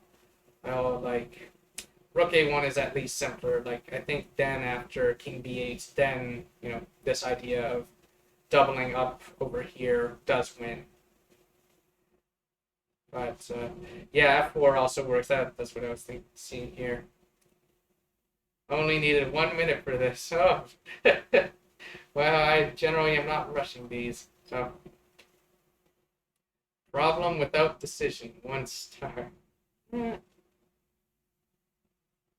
Thought for ages what rook to take, just to not even have to play that line.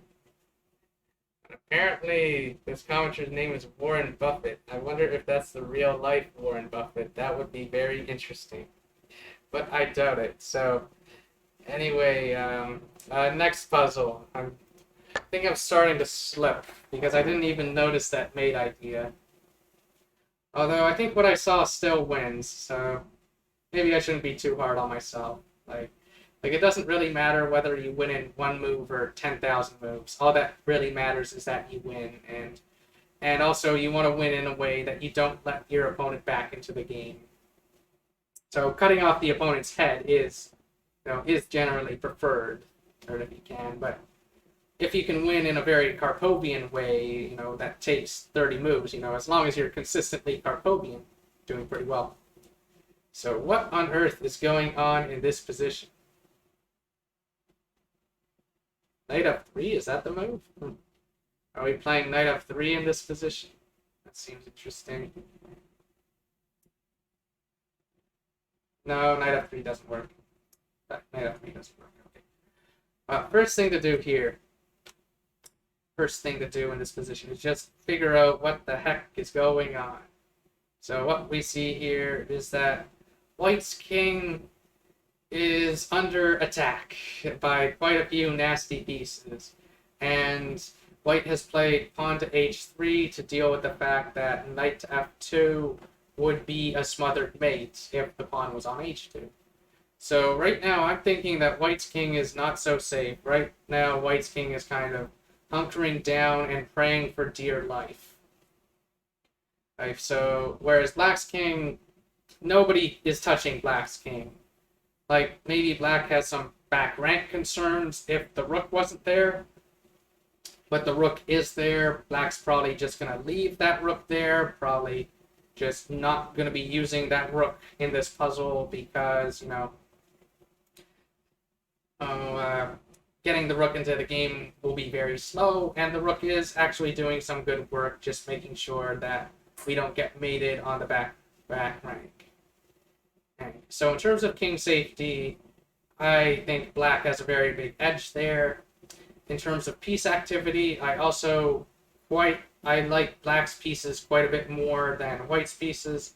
I think I should start including pawns in piece activity, like notable pawns in that evaluation, like, because you know they're probably feeling left out. You know, the fact that I'm not including the pawns.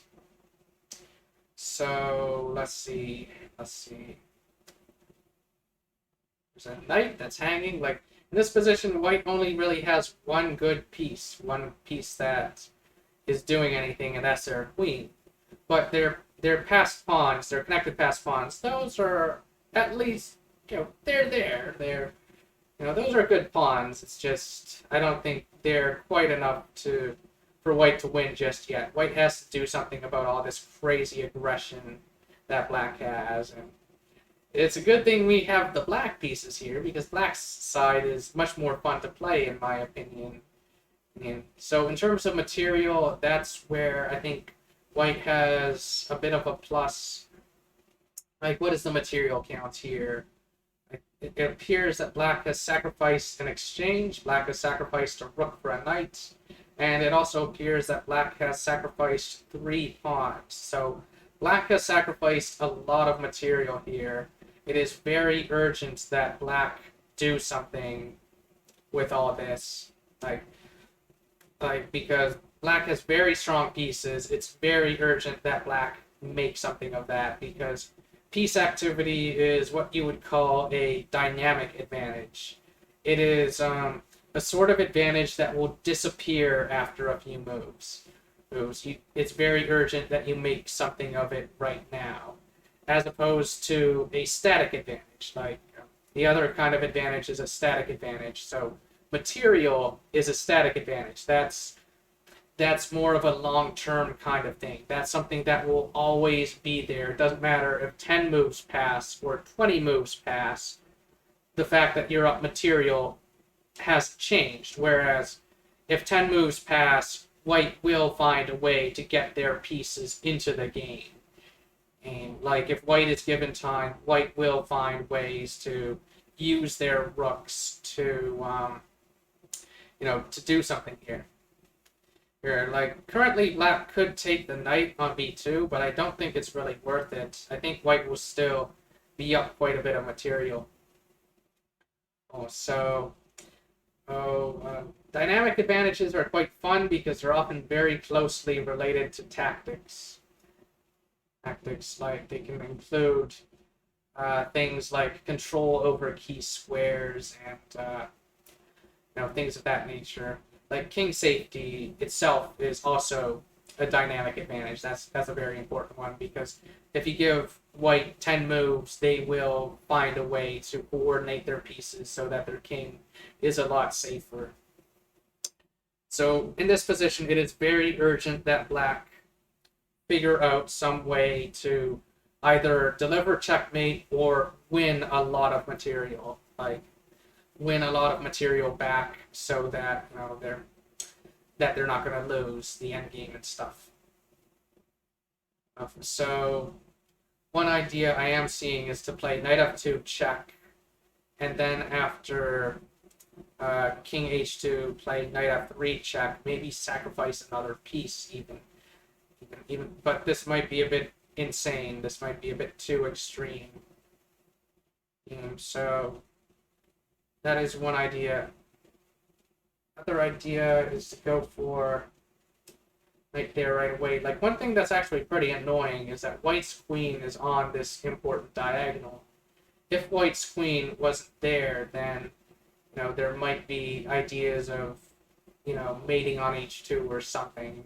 There might be some interesting ideas here. But we have to figure out what to do. We have to figure out what is going on. So, like, knight f3 right now seems like a very forcing move. It's just a move that jumps out at me as very interesting because, even though it's probably completely wrong, because white has to do something about knight f2 check. But white can probably just play rook to f1 and just give material back. Like rook to f1, knight takes g1,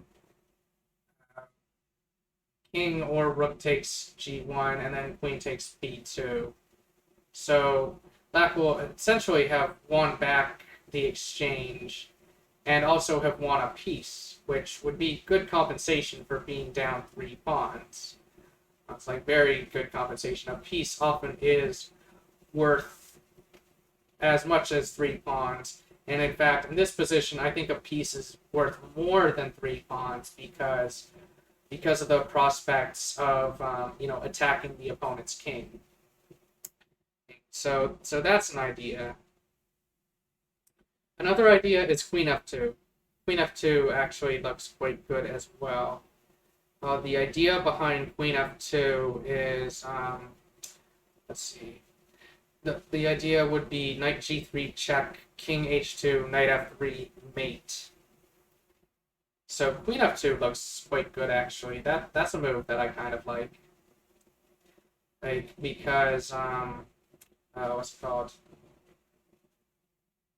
Like, I guess white might have g3 or g4 or something, but if white moves either of those pawns, let's see. What would we then do? Maybe just queen f3 check, rook g2. Actually, rook g2 is not possible. g2 is just not possible. Interesting. But at the very least, I have a perpetual there, so that's pretty cool. Let's see. Queen f2,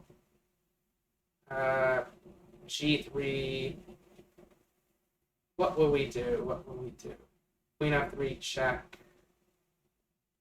King to h2, queen e2 check.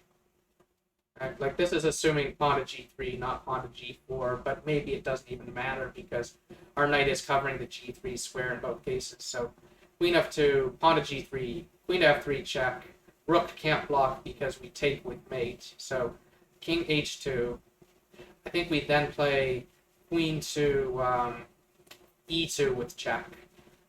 Like, I think it's very important that we basically move the queen to e2 so we can play knight to f2 with, we move the queen back to e2 after the g pawn is moved so that we can play knight to f2 when the king is on h1, and then the king comes back. It doesn't actually matter where. We then play knight to g4, discovered check, and when the king goes back to h1, queen h2 will be mate. Although, if the pawn is on, if the pawn went to g4, then instead of queen to h2, we would be doing queen to f3. So, yeah, that's pretty cool, actually. I think queen f2 just wins on the spot. Like, the threat behind queen f2 is just insanely strong. But, let's see. With queen to f2, the main question to ask is whether white has a way of defending the f3 square. Because basically the idea behind queen to f2 is we're going to play knight g3 check, king h2, knight f3 mate, because the pawn on g2 is pinned. So attacking our queen does nothing, all that stuff. The question is, can white defend the f3 square in any way? And I think the answer to that question is no. Oh, I don't think white has a single way to really defend that square.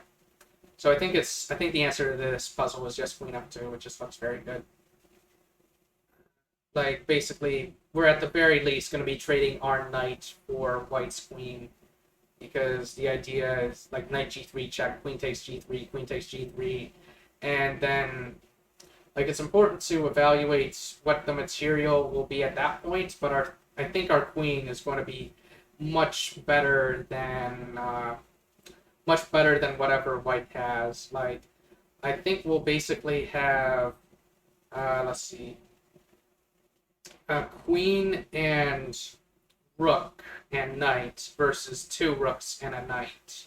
So that translates into queen versus rook and three pawns, but white has issues with king safety, so I'm thinking black has very good odds there. I would much rather have black in that position. Like, the two connected pass pawns are a bit of a concern, but white's king safety is also a very, big concern. Or, like, for example, like, white has to deal with the issue that black would then be threatening. Like, when our queen is on g3, black would actually be immediately threatening knight f3, and gf3, queen takes h3 mate. Like I just really like black's position at that point. I think black will have time to, really mess up white's coordination. Like maybe ideas of like this rook comes to f1, for example. Maybe black's queen goes to c3. But I think I'm getting ahead of myself there. I just like the material counts after white trades their queen for our knight. I think that position is winning. And I don't see any other way for white to defend against queen to f2. The position just looks devastating. So I think I will go for it. Hope I'm not overlooking anything, but here we go. Queen to f2, rook to d1, okay. Supporting this pawn, so our idea here was to now play knight to g3. Queen takes, that's white's best try. And we don't have to play the rest of this position. Hooray! Because against an engine, I think I would find a way to screw things up. But I think in this position, I think white might have to play rook to f1. Like rook df1 or something. Like, let's see what it does. Oh, rook d3. Okay, yeah, that works too. Like, white has to address the knight f3 check threat. Or, it's not a check, but basically the point is knight f3, we threaten mate on h2, and then if takes, we play queen takes h3 mate. Also, we're threatening the rook. Yeah, well, how does this continue? There's still a game to be played here, but, still kind of interesting. Black's not even really threatening that pawn on d6. Black should probably make some love to, like, just play h6 or something. Or take a free pawn. Yeah, actually, the queen was under attack, so... let's see, knight attacks this thing, pawn goes there. Yeah, this is like watching aliens play chess. Like, when this move comes out, I'm pretty scared. When the rook's coming here, probably play king f8. That's probably the continuation. Like king f8. This is like watching aliens play chess, this whole line at the end here with rook d3. I didn't even see rook d3 as an idea. But I'm a human after all, so... Knight f2 check does nothing, so... I don't think there's anything to really get from these comments here. Although, the g4 line is pretty cool. Well, I like this line. Queen check like this. King h2 is forced. Queen e2 check. This was the line I was talking about earlier. King h1. Knight f2 check. King back to h2. You go here. Oh, king to there. I missed that. Oh, snap. I missed that. This was an option. Oopsies. Is there a mate? Yeah. Hey, there it is. There's. Okay. Yes. Oh my. That is something. Like I guess you could also go for like queen h2 check and trade both your knights for the queen, but I think in the like back in this position here, I mean, like queen here check. Maybe you can trade both your knights for the queen. Like maybe that also works. Although maybe we don't have enough to mate. Although our f pawn is going to be pretty helpful in attacking the king. Like we can push it with tempo and stuff. Like that would be an interesting position. I'm not sure if we're winning. This is pretty crazy stuff.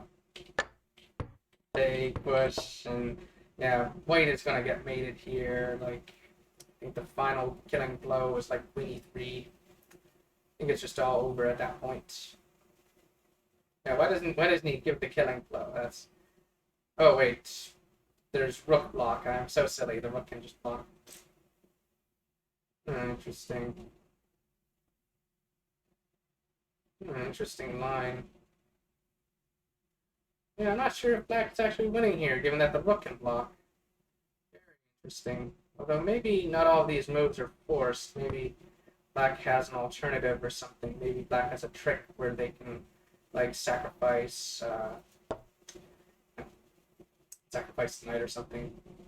Like, I personally would probably, back in this position, probably just go for queen h2 and then queen takes queen. But that's just me. Anyway, maybe I've got room for one more puzzle in me, although I have been doing puzzles for 2 hours now. Apparently, I got my puzzle rating to 2200, although, what's it called? How to put it? I don't think it'll last. Like, a lot of this is just from provisional stuff. Apparently, this puzzle was rated 2100, so that's kind of interesting. Like queen f2 is actually a very easy move to find, in my opinion, when you just understand the position and you understand that black needs something very urgent here. Here, black needs to continue this attack somehow. That's black's plan. And so anyway, next puzzle. Okay. So white has just played this move e5. Our knight is under attack. What else is going on here? Let's evaluate the position. First thing to look at. King safety. Both kings seem fairly safe. I don't see...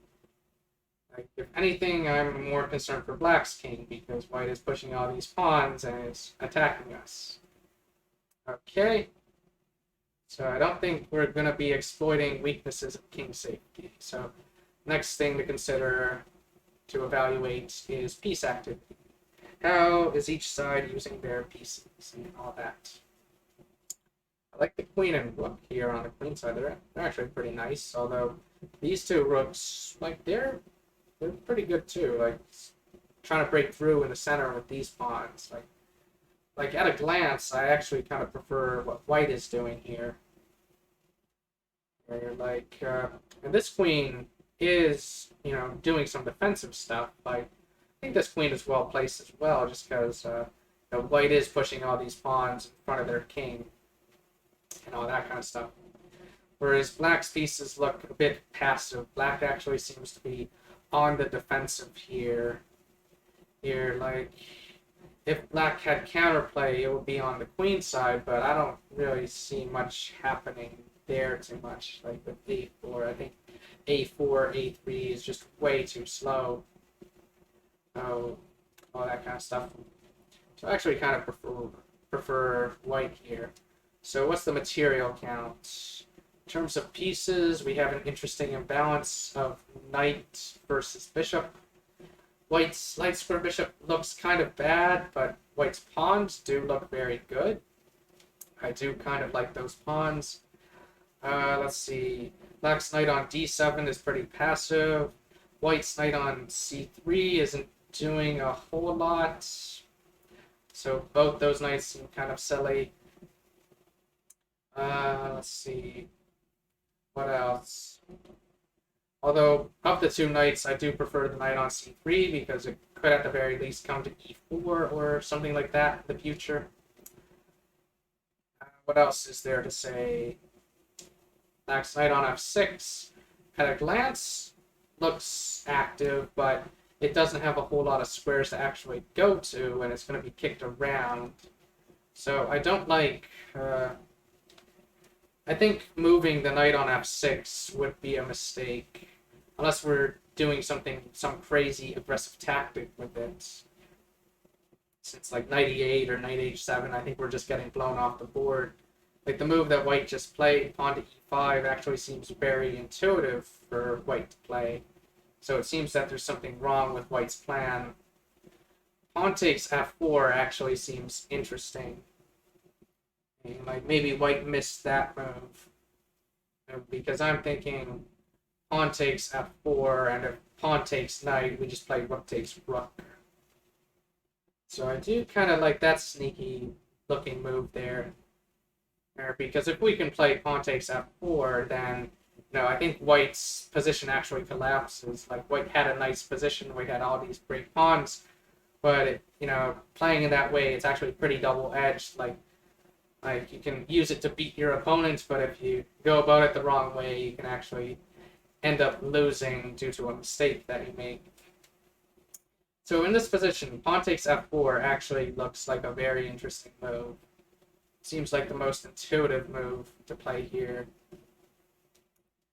In terms of evaluation, I do think white is better, or at the very least was better, but white does have to, white has to be careful about overextending, and I think that's the mistake that white made in playing e5. I think e5 might have been premature or something.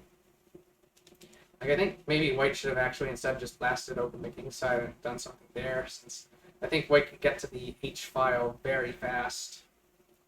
Like maybe just bishop g2 or something, some sort. So anyway, that's the evaluation. Evaluation is, I think white was better, but white might have overextended, so given that this is a puzzle, there's probably something here for black to exploit. It's probably pawn takes f4. So the next thing to do is look at candidate plans. So candidate plan number 1 is pawn takes f4. Or candidate plan number 2 is to move our knight. It's like we can't try just pinning the pawn because what's it called? Like the rook on e3 is actually very well protected. Candidate plan number 3 is to trade on e5 to take the pawn, but that actually looks suicidal because if d-e5, white plays f-e5, I think, and then white is just gonna run us over like I think d6 comes next, and then maybe like bishop d5, and we're just gonna die. We're just gonna die. We're just gonna get completely blown off the board, or in fact, like because of because I think knight h7 would be forced, and then d6, rook e8, and then like bishop d5, and now the pawn on f7 is in trouble. We gotta do something about that, and then after we defend that, there's pawn to e6, and white is just gonna break through, and yeah, that looks really scary. So I think we can just immediately eliminate taking the pawn on e5 as a possible plan. I think it's just terrible. I think it's just suicide to play that move. So watch it be the right move. That would be very funny if it were. I already don't like moving the knights either. Like knights to e8. White might even be able to just play e6 right away, even, and then just trade. And Like, actually, no, knight to e8, maybe f5 first? No, I don't think f5 works. I think that loses the pawn because just knight takes e5 and the pawn is defending it.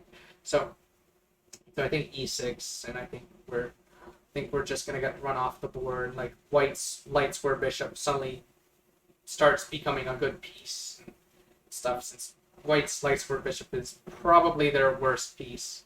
Like I do at least see some future for the knight on c3, whereas the bishop is just crying. The bishop is sad. It's just not a happy bishop. Like if we move the knight, there might even be ideas of just like, well, maybe not knight e4 right away, but eventually, like maybe e6 first, trade, and then knight d5 or something, and then just push through. So moving the knight also looks like suicide. Like if we play knight h7, for example, then white plays e6, and we have to take because white is threatening our knight, and if we move our knight to f6, for example, or to b6, it doesn't matter where. White plays ef7 check, and I guess maybe f6. It's like because we could have ef7 check, rook takes f7. Like I was a bit worried about like rook e8 check, but there is like if the knight's on f6, it can take there. But I'm still really scared about this. It's like this just looks so scary. Scary. Like another possible idea is he doesn't even have to take on f7 right away. Just like play pawn to f5 after all that. So I think we can immediately just discard taking on e5 or playing knight h7 or playing knight e8. I think the only idea that has any merit to it is taking the pawn on f4. Or like basically just trying to shatter white's big pawn center. Because this running of the pawns, honestly, like these monstrous pawns are just very scary. White is trying to use them to run us off the board, but if we can shatter that, then white's entire position will collapse. Like this is kind of like the four pawns attack in the Alekhine defense, where white builds up a big center and black tries to break it down. And basically, if black succeeds in breaking white's center, then white's position will collapse almost immediately because by pushing all those pawns, white has created a lot of weaknesses. Like it's like the saying goes, like Fisher once said, in order to get squares, you must give squares. Like the process of pushing all these crazy pawns, white has weakened all the squares behind them. So I'm thinking e takes f4, and I'm wondering what white can do in response to that. Like if white just moves their rook somewhere, then I think we just play like knight takes e5, for example, and I think black is suddenly doing extremely well because not only will black have like won two pawns, but their pieces will be coming into the game. Like the terrible knight on d7 will suddenly become amazing on e5. Alright, so I do kind of like that. I think white has to have some idea, like ef6 seems kind of interesting, being like taking our knight on f6 and basically allowing something to take the rook on e3. The question is what should take the rook? What should we take the rook with? I'm inclined to take it with take it with our own rook. Like I'm inclined to do that.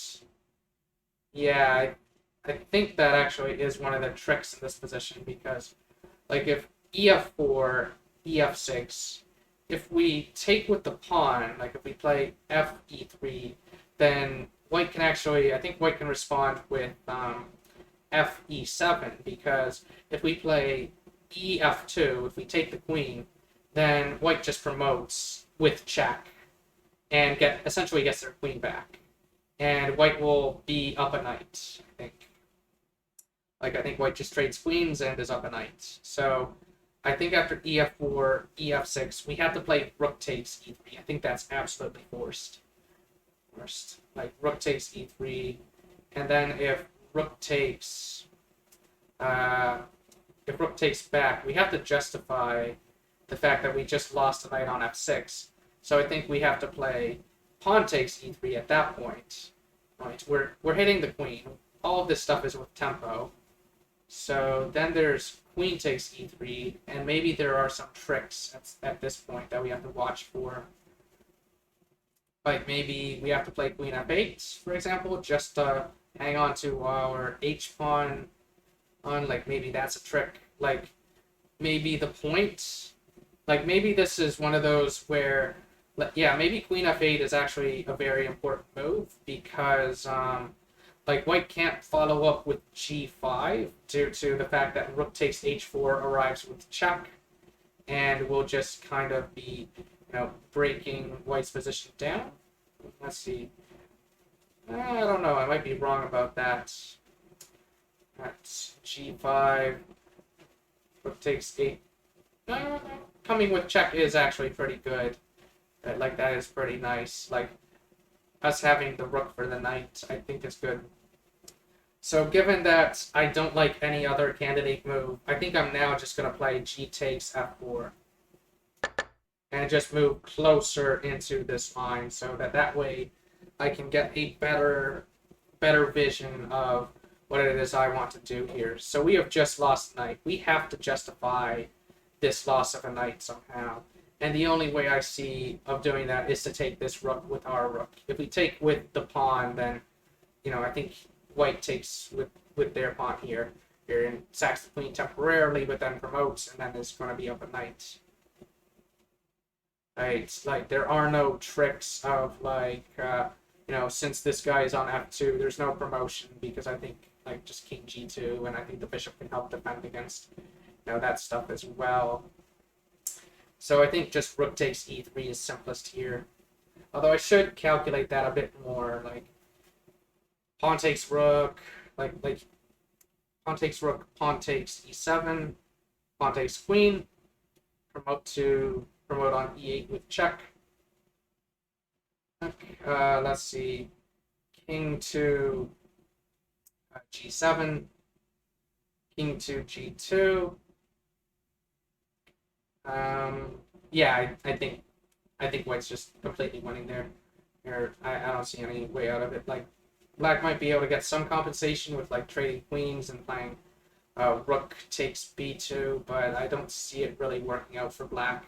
I think black will be playing for a draw at best and all that. So rook takes e3 seems to be the only move worth considering here. I don't see anything else. Alright, rook takes. So we still have to justify the fact that we have sacrificed, a knight. So I think we have to take the rook with a pawn. I am a little bit worried, of course, of this guy controlling the g7 square. Like queen h6 and pawn on f6 is a common motif. That's a common attack pattern, and the queen will be threatening to go there right away. So that's why I'm thinking about queen f8 instead of playing knight takes f6. Even though knight takes f6 might be okay. Like the one issue I do see with knight takes f6 is that the h pawn might be too much of a monster to deal with and stuff. I think just queen takes over here. There might be some checks, and there might be pushing the pawn down, and white might have some fantastic compensation. So here in this position, we have sacrificed the knight. I think we must take the rook. I don't see anything else worth considering here. And oh man, come on, puzzle! I was hoping this would be interesting, but it's just that. Oh man. That's unfortunate. But queen f8 is the best move, so I was right about that. But basically, when it ends here, what that means is that there's an alternative move, like there's a different move that black could play here that's also good. So knight takes f6 is also fine, but queen f8 is the best move according to the engine, and I like this move. Because part of the idea behind queen to f8 is that, what's it called? There isn't really a nice way to save this pawn. Like, I guess queen to e7 is the best try, but we just trade, and then I think we just bring our rook back, and we just, get in this way. We could also probably just move the knight like that. Although, actually, I missed knight e4. Knight e4 works. I'm so silly. Like, knight e4 works in defending the pawn. So knight e4, but we can take this pawn instead. That's okay too. Ooh, like white is gonna have difficulty getting in here. We have g5, just activate our knight. It's okay to lose this pawn on like this, even though this position looks a little scary. Bishop h5, not even taking. And watching, like looking at the engine lines, it's like watching aliens play chess. Like we do win this back. Takes. Here, like things are getting pretty crazy, but I do think black is just gonna win here. Like, just take that, and then after white takes, we take this pawn with check, and then probably play a move like rook to f4, just to kill this guy from behind while hitting the bishop. And what's it called? When the bishop goes to d1, we'll play a3, threatening to play a2. Where the bishop would no longer be able to stop the pawn. So, the bishop has to react to that. It has to play bishop to b3. Then we play rook takes f6. And then, there's only this pawn remaining. And then we'll just, with our rook on f6, I think at that point what black will do is just bring their king around this way, so that the rook restricts white's king from getting into the game. Even like maybe bring our king even just to d6 or something, and then I'm thinking hypothetical stuff. But I think that'll do for today. This was pretty fun, but ChessTempo can take a lot out of me. It could be some very, very difficult puzzles, some very interesting stuff. But I hope you enjoyed. As usual, you liked what you saw, feel free to follow me on Twitch.